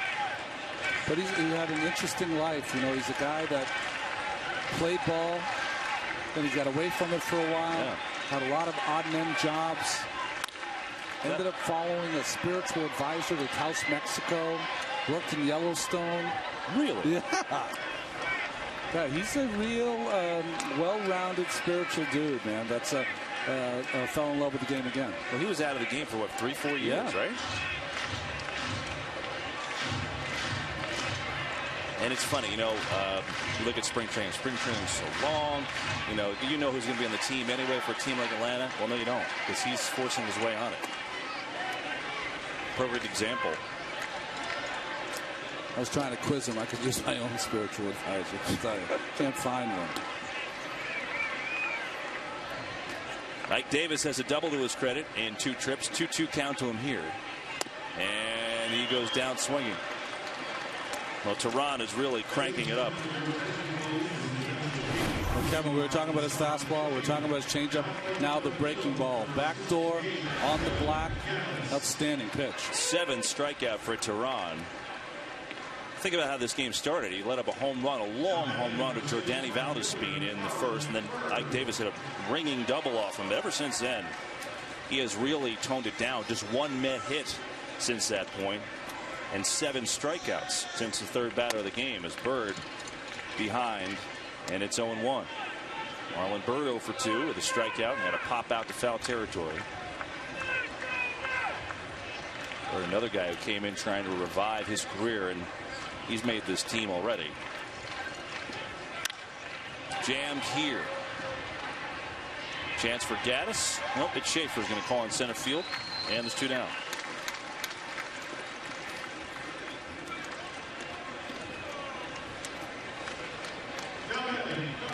Well, Jonathan Neese had 81 pitches through 5 innings.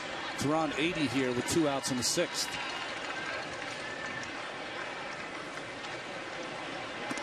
The Braves have traded away a lot of prospects in recent years to get some talent. And, they traded away Randall Delgado. He and Tehran were kind of linked together as the arms of the future.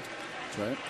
And with all the struggles that we took that Tehran had last year, if you go by this spring, it certainly seems like things are starting to fall into place. He's been terrific today.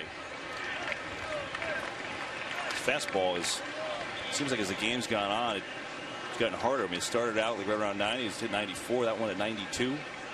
Hasn't really even filled out yet, Kevin. He's still pretty thin.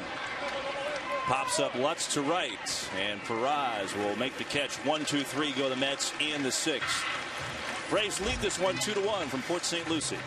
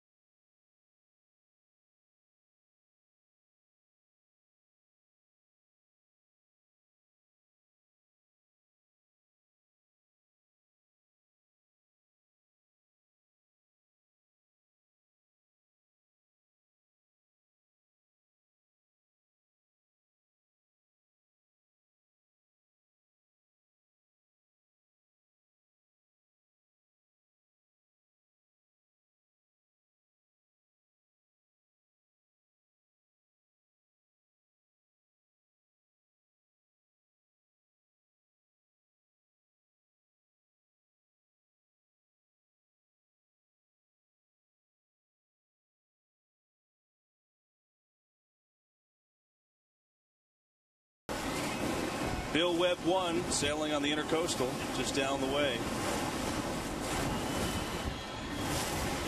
Just coming up on his port side, Kevin. Yes. He's got the motor running, though. No sail. Must have a place to go on the St. Patrick's Day. Pretty good ball game here this afternoon. 2-1 Braves in front of the Mets. Top of the 7th. Good pitching. If you like pitching, it's been the game for you. Brandon Lyon came on to relieve Scott Rice, get the final out of the 6th, and stays on to start the 7th against Ramiro Pena, the switch hitter. Jonathan Neese, 5 innings for him. Just a home run at Chris Johnson was very solid. Julio Teheran for the Braves, tremendous. 6 innings, 7 strikeouts. Pedro Feliciano coming on next. I'm assuming Teheran is done now as the Braves getting some action in the bullpen. Is that Avilan throwing now? Yeah.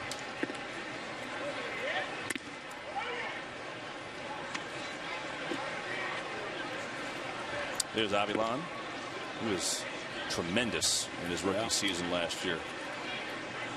Like they don't need another lefty, right, to go with Venters and O'Flaherty. There were reports on the internet a couple weeks ago which weren't necessarily true. It was nice play. Zach Lutz at third made that look easy. 1 down. Let's talk about the Braves looking to trade Johnny Venters. Trade him where? Why?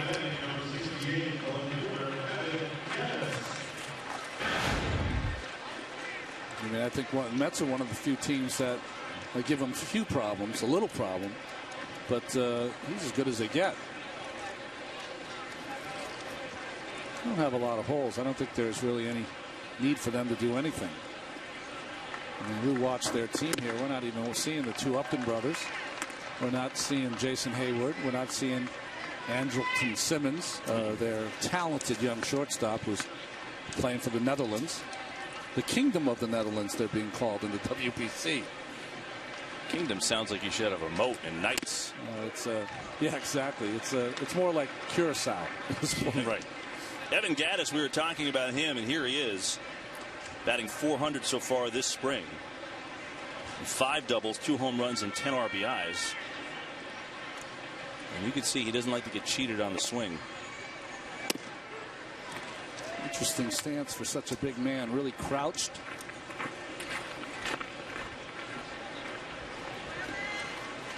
Kind of like their right-handed Duda, isn't he? Yeah, it's a good comparison.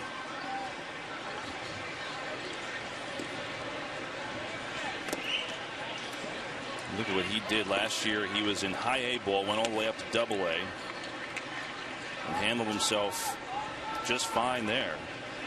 343 on base at 9 home runs. He had 22 home runs in the South Atlantic League in 2011.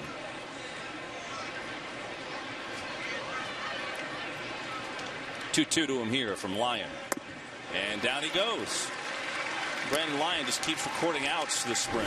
2 down. You know, when I watched Brandon Lyon when he played against the Mets, he's always trying to understand how he got outs, because, you know, he doesn't throw 95. He's got a good breaking ball. But one of the things that he has, now watching him a lot in this entire spring training, he's got a great angle to his baseball. He really throws over the top, makes it very difficult to square up that fastball. The Lions outing is done, and Pedro Feliciano coming on in this situation, trying to get the final out of the 7th. Mets are going to make a change. So Lions started out, got the final out of the 6th, and then came on to start the 7th. Maybe Terry Collins will do the same with Pedro Feliciano as Lyon walks off to nice applause. Feliciano on, trying to keep it a 2-1 game in favor of the Braves.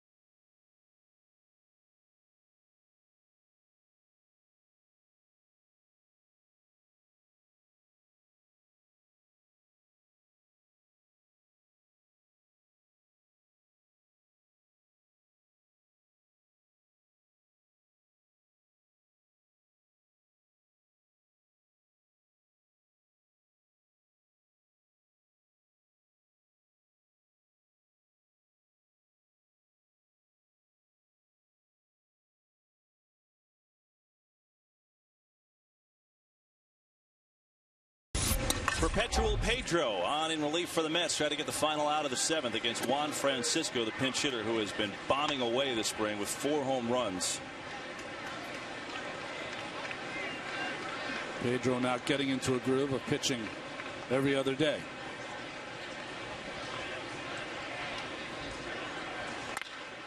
Francisco continues to remain on fire. I think he started third base if you're the Braves. I guess it's a pretty good problem to have. Well, you always knew he could hit, and that is kind of the reputation he had in Cincinnati when the Braves traded for him. Only problem was he, was deficient defensively, and he's really worked on that. And now he's starting to find his place. He reminds me of the Kung Fu Panda in San Francisco. That kind of hitter, right? Yeah, he looks like him a little bit. Free swinger. Back to the top of the order, and Jordan Schaefer. That's Feliciano missing outside. Schaefer has 1 for 3 with a single stolen base and a run scored. Back with the egret. That might be a different type of heron. I'm not sure. We had the white egret out there. Good chance crocodile got him. Alligator, Kevin. Right, alligator. No crocodiles here.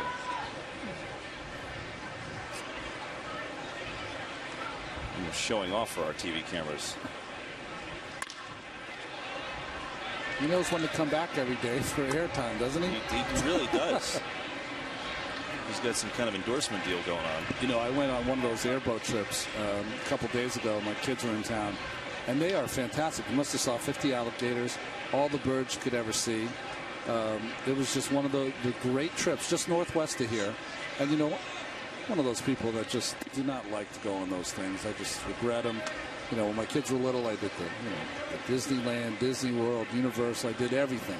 So I do not want to do any of those things anymore. But I'll tell you, it was one of the best times I ever had. It wasn't Captain Ron, but our Captain Kenny was great with the history of the region northwest of here. It's fantastic. Is it loud? Are those things loud? They're really loud. You have these headsets on, so it's pretty funny that even when I'm away from the ballpark, I'm wearing a headset. But it was really a lot of fun. I've never done it. I've been coming to Florida since I'm 21 years old. That sounds neat. Let's go Mets chance at Tradition Field. And a 3-2 pitch to Schaefer. Tomahawk down to first, but right at Davis. Feliciano comes on and does the job. Stays a 2-1 game, Braves.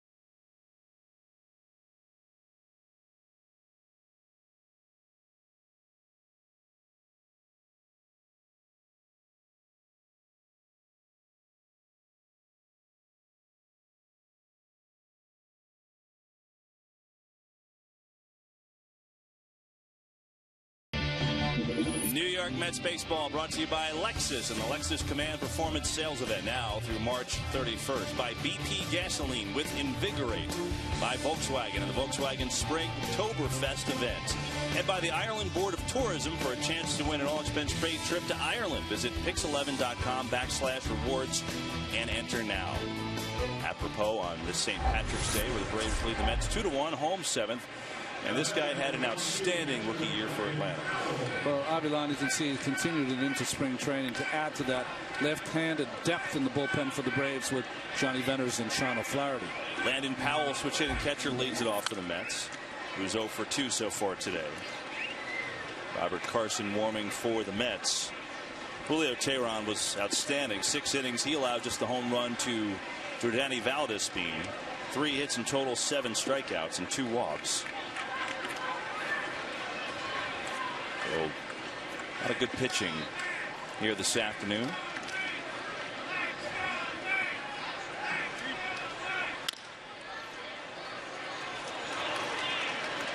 Johnson with the scoop at third, and Powell is retired. You know, Avilan, you look at what he did last year, too. It's especially impressive considering he started the year in Double-A, then went to Triple-A and was so good they couldn't keep him off the Major League roster. And then, you know, got off a little bit of a rocky start's not even the right word, but he allowed 4 earned runs his last 27 appearances. That's 28 in the 3rd innings. That's tough to get better than that. Well, he got a lot of appearances, as you see. Hughes up for the Atlanta Braves. You know, the interesting thing about the Atlanta Braves, and I think this is a credit to Greg Walker and also Scott Fletcher, who both work in tandem with the hitters on this team, is that they were 6th last year in scoring add-on runs after the 7th inning. Wow. So, you know, that is one of the great stats for baseball, because it can take a lot of your great relievers out of the mix and bring in guys like Avilan, who can pick up some of the key outs to give your really elite guys in the bullpen days off occasionally. By the way, Jamie Hoffman is the pinch hitter for Matt Dendecker, and he's in an 0-2 hole. Well, it's a great point, especially considering that, remember, 2 years ago, you know, Kimbrel and Venters worked every single day. The Braves had, I think, the most one-run games in the major leagues that year, so they really had no choice. Last year, because of that, Kimbrel and Venters and the rest of the bullpen, the workload was way down. Kimbrel, I think, was in 10 less games last year. I think Roger told me that, Roger McDowell, the pitching coach for the Braves, told me that I think they played 26 or 27 extra inning games. You know, so that's 3 extra games on your schedule right there for your bullpen.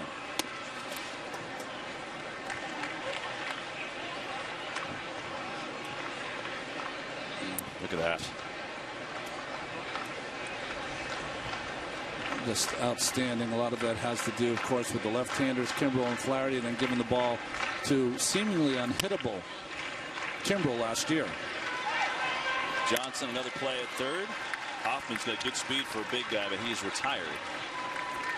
What was interesting about that stat we saw second there were the Cincinnati Reds.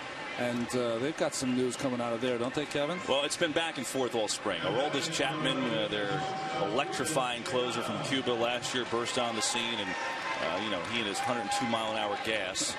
And you know, this spring, Walt Jocketty in the front office of the Reds wanted to make him a starter. Well, guess what? The manager, Dusty Baker, didn't really want it. So there was at odds there. It's been an ongoing discussion, fans in Cincinnati and the media in Cincinnati. And it just got more interesting yesterday, because after his appearance yesterday, Chapman came out and said, I want to close. So we'll see where this goes from here. Well, I think Dusty Baker, it's been written many times that he would prefer Chapman to close because why mess with success? I mean, this is a team that, you know, played the Giants last year in the division series. That being said, you can see Chapman has the ability maybe to be a starter anytime he wants. The only precaution or caution that you want to think about is the Texas Rangers tried to do that with Neftali Feliz, and what ended up blowing out. Now, is that the reason because they brought him to the ropes? Who knows? But you would hate that to happen to their talented left-hander. Tejada pops out in a 1-2-3 inning for Avilan. We're through 7. It's 2-1 Atlanta.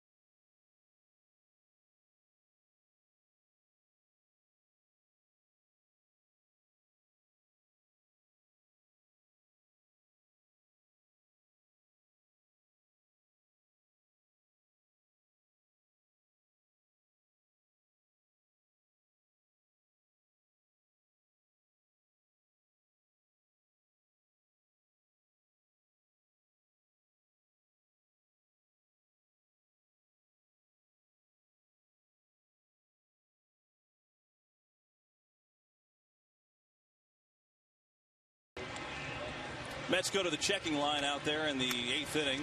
Wholesale changes. Anthony Recker replaces Landon Powell at catcher. Brian Bixler takes out Tejada at short. We saw Jamie Hoffman pinch hit. He's in left now. Colin Cowgill goes from left to center with those awesome glasses. And then Andrew Brown comes in to play right field. Robert Carson is the new pitcher. It's like the left-handed tryout camp here this afternoon with Scott Rice, the left-hander, going first. Pedro Feliciano just recently leaving, and Robert Carson coming in, he's had an up and down spring. He's had some amazing appearances and had a couple that have inflated that ERA. Carson will face a pinch hitter for Atlanta as Christian Bethancourt will take over the catching for Gerald Laird. Bethancourt leads off the 8th. You know, we were talking about Evan Gaddis, that is, and how he's put himself in position to make the team as a backup catcher because McCann's not ready for opening day after shoulder surgery. Well, it's not set in stone. You know, Christian Bethancourt, a guy with some good defensive skills, is also in the mix. It's Matt Pagnozzi, who is, I believe, the nephew of Tom, also in that mix. That's so that's a position that's up for grabs for this Braves team. There aren't many. It's really that and reserve outfielder. Well, for the most part. Yeah, Bethancourt is one of those guys you said, Kevin, just outstanding defensive skills. We saw him throw a couple of Mets runners out early in spring training games, and just they're waiting for his bat to come around.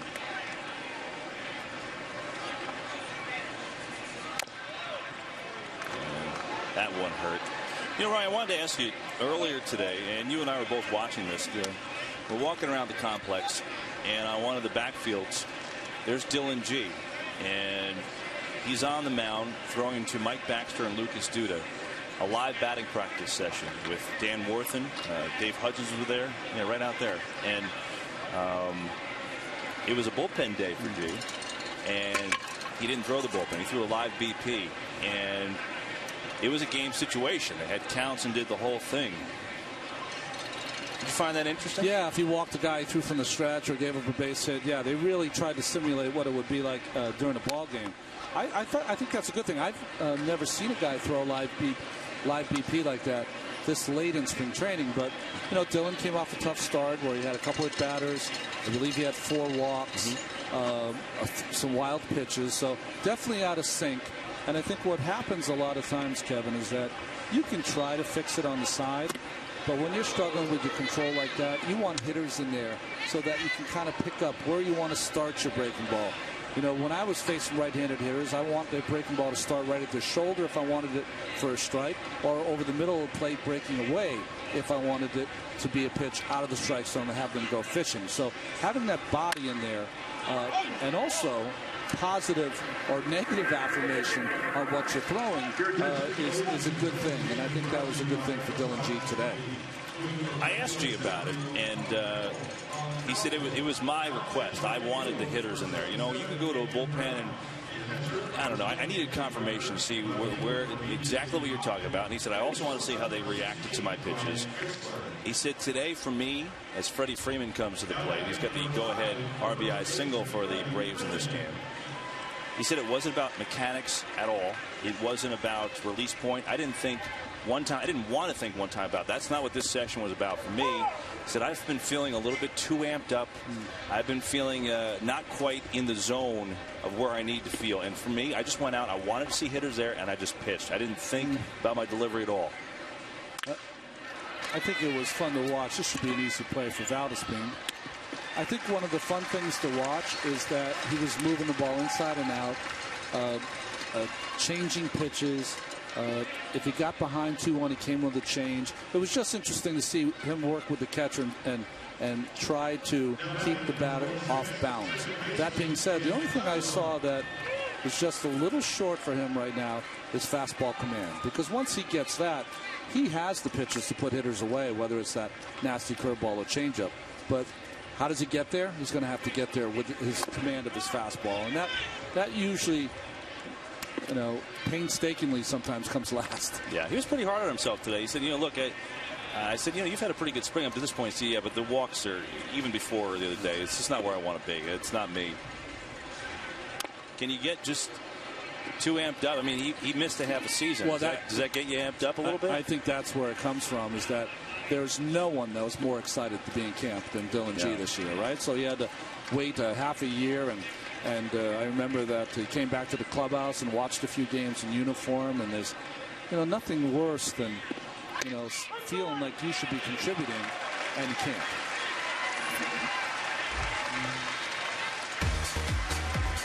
Strikeout for Ugla. Good inning for Carson. 2-1 Braves.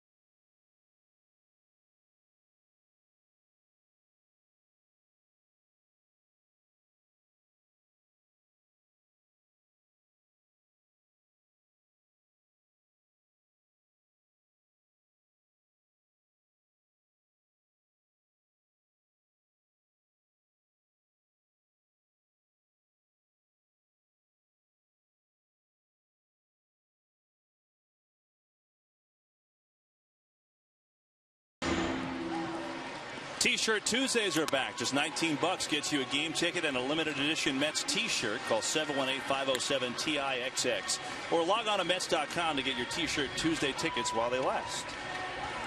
Some changes for the Braves. We saw the new catcher, this Christian Bethancourt, is in there now. Joey Tradoslavich is in at first base for Atlanta. The veteran Blake DeWitt at second. Former Dodger in there at second base. Chris Johnson remains in at third. He's looking in on us. He was just making sure.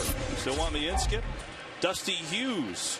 I mean, that, if there's ever a baseball name, Dusty Hughes sounds like a baseball name. That's right. Anthony Recker is first at bat. Coming in for defense for Landon Powell in the last half inning. Recker's had a good spring offensively.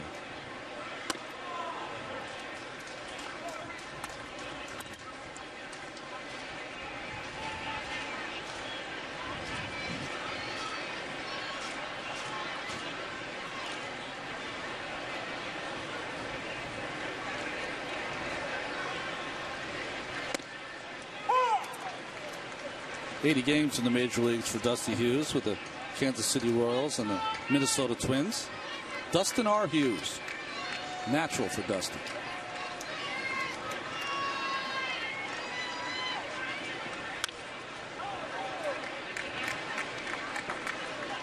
Good pitching all around today. Jonathan Neese, 5 innings, 4 strikeouts, just the home run to Chris Johnson.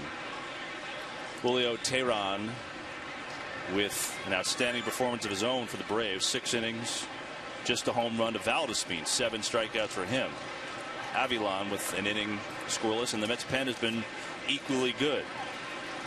Got a run off of Scott Rice, but then Lyon, Feliciano, and Carson cleaning up the Braves. 2-1 in the bottom of the 8th.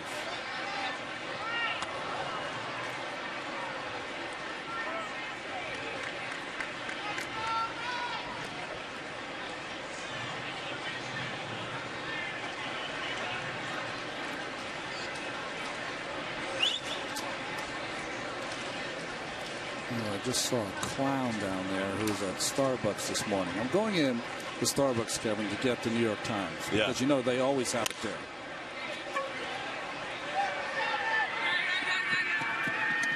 Terdoslavich puts it away. I see that he's in the crowd here today, so we won't point him out. But all right. He's in line. He doesn't know what he wants at Starbucks. There's about 12 people in line. He's asking the person, well, what should I get? You know, what do you have here? Coffee.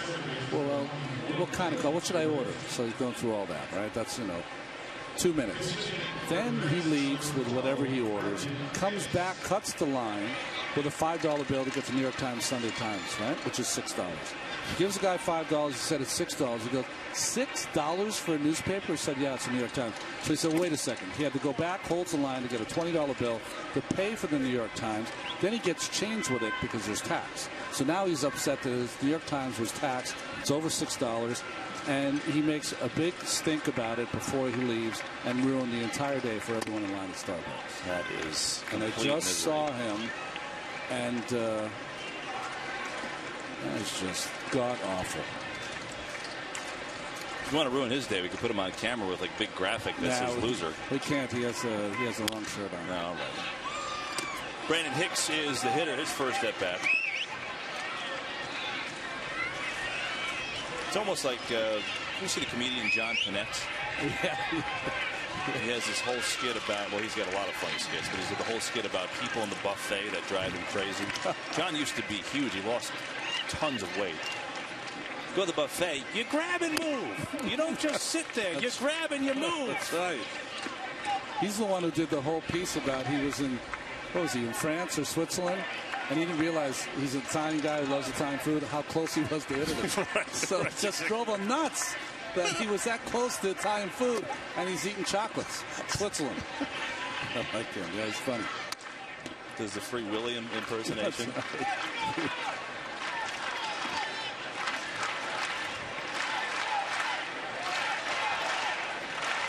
Quite a crowd. And a great crowd for the Mets. A lot of let's go Mets chants. Yeah, it's been fun this afternoon. Like a little offense from there. Mets East. Brandon Hicks draws a walk. That'll get it started.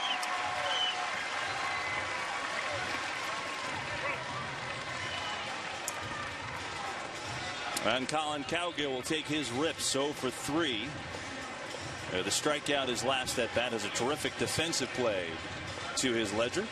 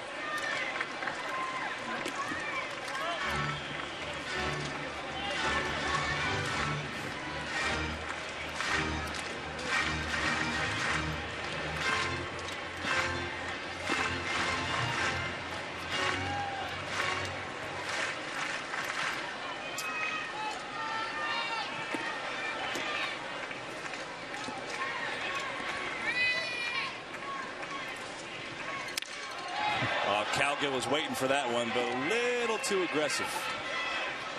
And it's 2-1 with Hicks off first. Mets down a run in the 8th. Well, gets a pitch to hit, and like you said, Kevin, a little quick. You found it interesting that Cowgill's been playing more corner outfield. I know he's in center field now, moved over to when Dendecker was taken out, but it's almost like they're more conditioned to him maybe playing a corner. I don't think so. He's got to play center field, right? There's no question. I mean, when you look at it, I mean, he played the corner today because then Decker's hurt at center. Yeah, exactly. But look at the regular season. You know, Neuenhuis is hurt, and he's hoping to get in a minor league game in the next couple of days. He's close to coming back from that bone bruise. But he's falling behind. He hasn't played, so you'd have to think his chances of making the opening day roster are at least taking a little bit of a hit. We know that the inclination is to have Dendecker start at AAA to improve his offensive game. That gets through, and it's the worst thing that could have happened for the Mets. Turns into a double play, so Cowgill, with a little bit of bad luck, Hughes gets out of the inning.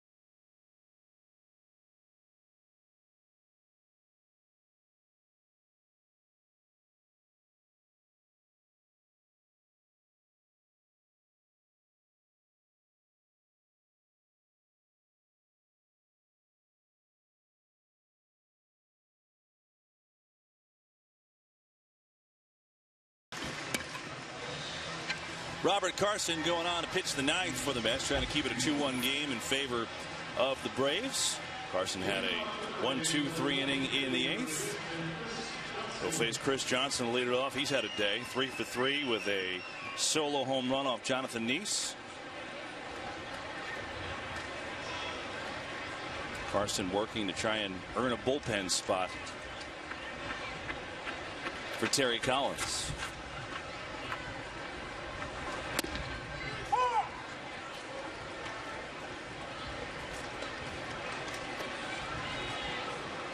And here's why Twitter is such an amazing thing, right? So you never know who's watching or listening or paying attention. And obviously we've had everywhere this broadcast from talking about all kinds of things to watching some really good pitching to Regis Philbin, right? So we're talking about Evan Gattis, and you had the great stuff about his story and what his background is. You know, out of the game for a few years. Oh boy. Hope that didn't get anybody. It didn't. It just hit the facing of the dugout and came back out right above Freddie Gonzalez's head. Freddie's still nimble. Oh, and had no shot. You know, when you think of the Braves and you think of foul ball like that, it's not. It's eerie. You know, Luis Salazar and all of that. Brian McCann. And, what a horrible spring training story that was. Glad everyone's healthy. 0-2 to Johnson. That's upstairs. Anyway, you were talking about Gattis. So Jeremy Hefner, Mets pitcher, has had a great spring. Tweets from downstairs says, "Hey, I played with Gattis in junior college." See that? I honestly didn't even realize Jeremy went to junior college. He went to Earl Roberts. That's right. But I learned something today through Twitter. As Carson covering the bag, Brandon Hicks with the flip. One down here in the ninth. Gattis went to Texas Permian Basin. Well, it's a small world in baseball. You don't think it is, but it is, because a lot of these kids, if they don't play on the same travel teams or junior colleges or whatever, they're playing against each other, you know, because they end up being the elite of the league. So.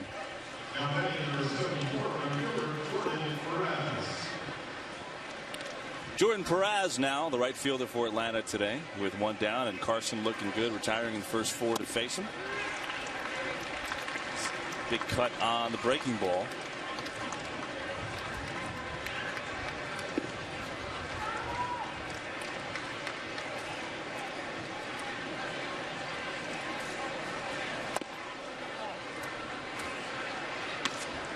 Robert Carson, we haven't spent a lot of time talking about him, but this young man has an outstanding arm. If you watch him sometimes, the little lag in the middle of his throwing almost looks like CC Sabathia sometimes before he delivers that baseball. But when he's got his control from Hattiesburg, Mississippi, he's as tough as any left-hander you're going to face.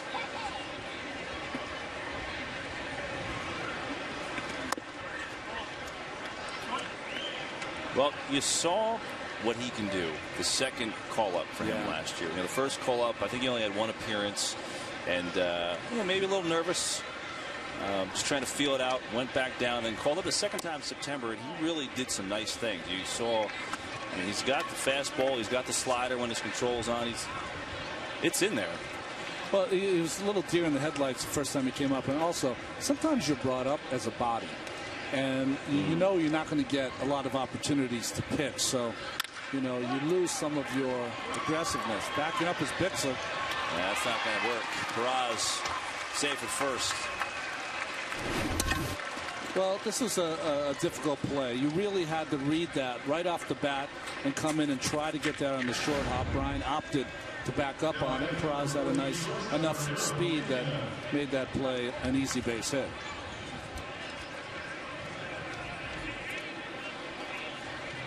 I was talking about Carson. So the first time he came up, it was almost, you know, you're not going to pitch, but got one appearance, and it just didn't look right.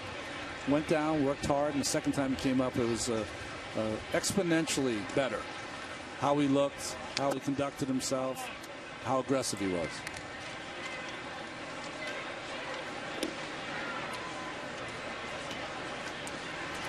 It's Bobby Parnell getting up.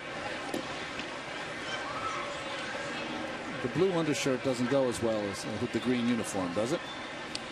It's not the greatest of looks, but we're talking about tradition here with St. Patrick's Day. That's right. And as long as I played, used to have to wear the green jersey on St. Patrick's Day. This one's a lot better looking than the one we had. It almost looks like a uniform top. We'd wear something that looked more like a softball practice jersey.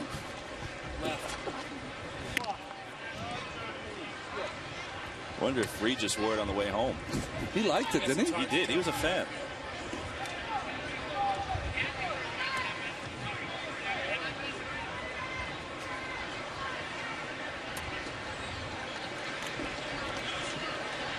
Two and 0 to Ramiro Pena.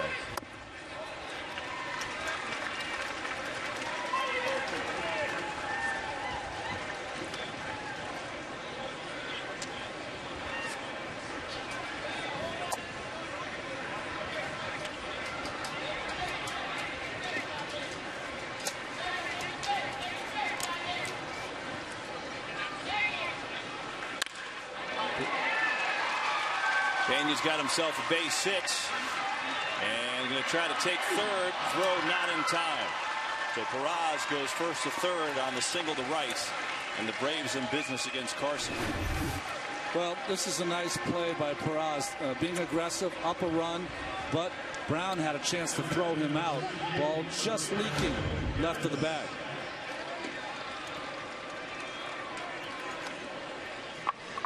Now here is Jeremy Hefner's former junior college teammate Evan Gattis, and Robert Carson won't get a chance to face him. Looks like Bobby Parnell is going to come on in. And Carson was in a groove and back-to-back singles, and now it's Parnell's turn.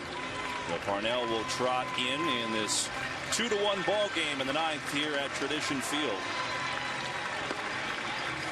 We'll get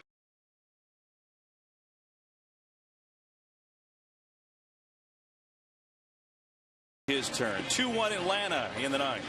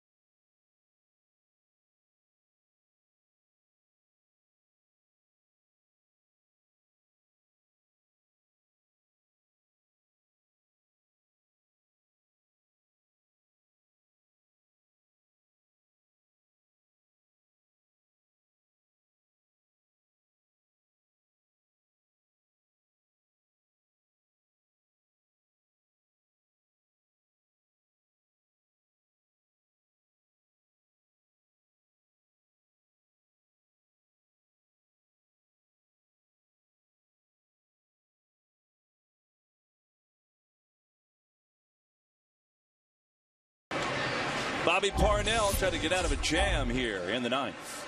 Well, it's a hard place to come in. You can really replicate what's going to happen during the regular season. First and third, one out. Bobby Parnell got a lot of ground balls last season, trying to get one here. Braves with runners in the corners. A 2-1 lead in the ninth, and Parnell facing Evan Gattis, who Jeremy Hefner tells us on Twitter they played at Seminole State College in Seminole, Oklahoma.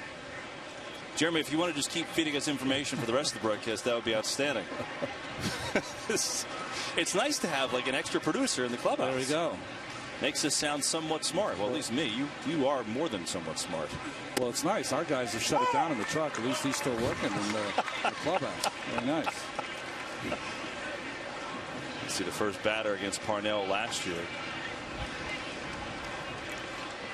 Those numbers are certainly going to have to improve, given the closer position. Could be two. Muno, the rookie, in, and the Mets turn it. So Bobby Parnell comes in and does the job. Mets need a run as we go to the bottom of the ninth here at Tradition Field.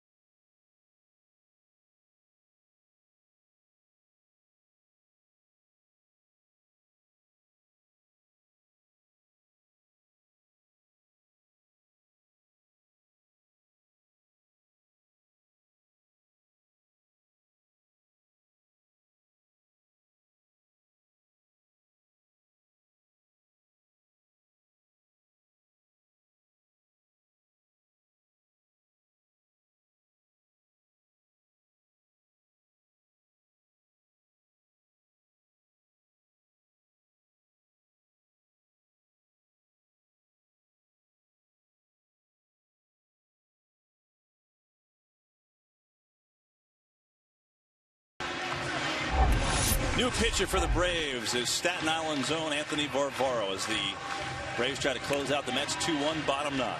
Well, we always keep our eyes close on the local kids that play in the major leagues. And Anthony, of course, a great fastball. His real weapon is that overhand curveball.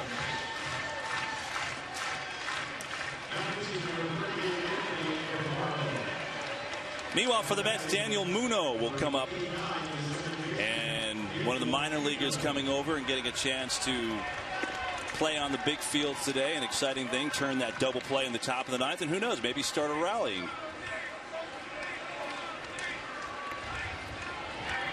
Daniel Muno's got a terrific eye at the plate. Good guy to have up in this leadoff spot. And he takes ball one.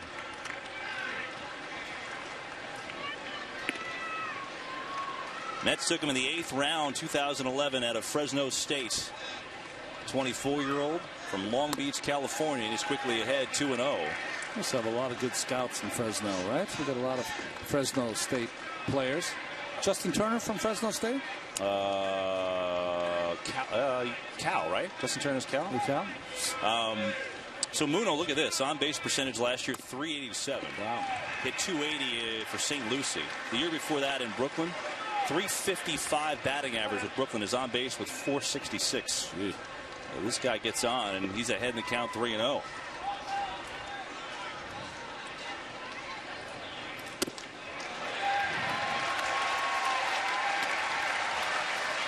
A 4-pitch walk to Danny Muno by Varvaro. And the Mets, down a run, have the tying run on base. Andrew Brown will be the batter.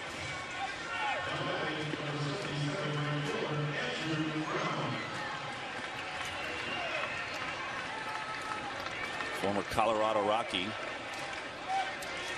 Has power. Maybe one swing of his could end this puppy this afternoon. It's been a good ball game, Tradition Field. Bottom nine, Braves by 1, and Muno's got good speed, so they'll pay attention to him. Braves warming up in the pen. Cole McMurray.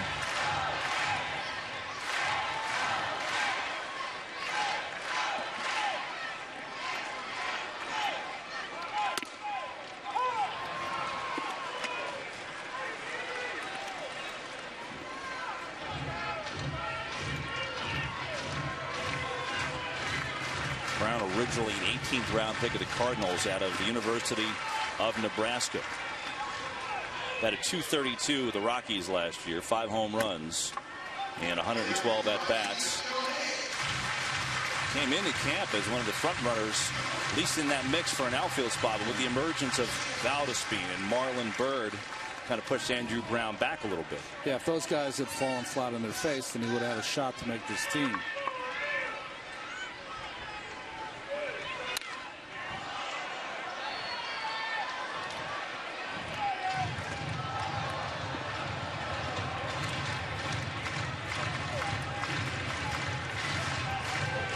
Could move up the pecking order, though, with the long ball here.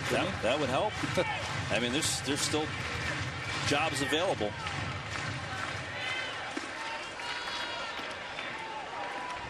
Behind 1 and 2, though, to Varvaro. And the breaking ball's a beauty. Brown strikes out. Well, I said that this was Anthony's pitch, Varvaro. Straight overhand curveball. 12-6. Goes to down. That's pretty nasty. Yep. Now Zach Lutz, who is 0 for 2 with the walk, made a nice defensive play today. And again, with David Wright and Justin Turner nursing injuries, this is a good spot for Zach Lutz, as if he's needed, trying to prove to Terry Collins he could be third baseman, at least until those guys are healthy. Lutz has had a good spring. As you look at the D playing for 2. Chris Johnson, though, right on the line. Big hole between third and short.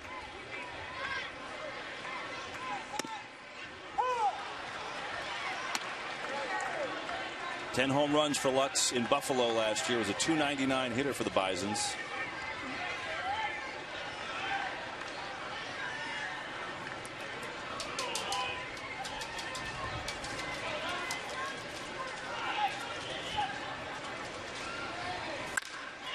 This could be 2. A bobble, and they get the lead runner as Munoz slid in hard.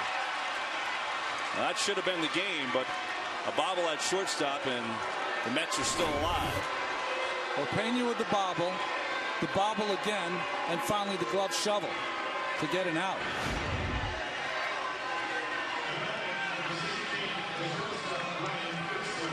And now it's up to Brian Bixler.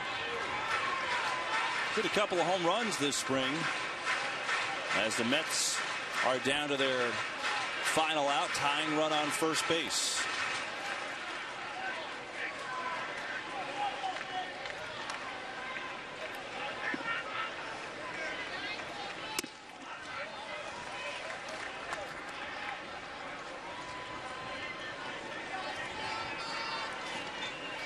Doesn't take too much today. Ball.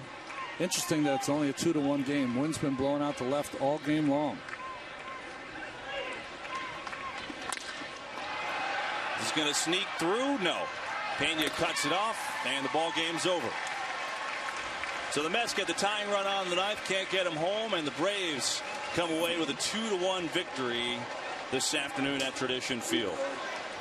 Game summary brought to you by H&R Block. Come see what a difference our tax expertise can make. 2-1 Braves get the victory. Julio Teheran with the victory. And Scott Rice took the loss in relief. Next broadcast on SNY, Cardinals Mets Thursday at 1.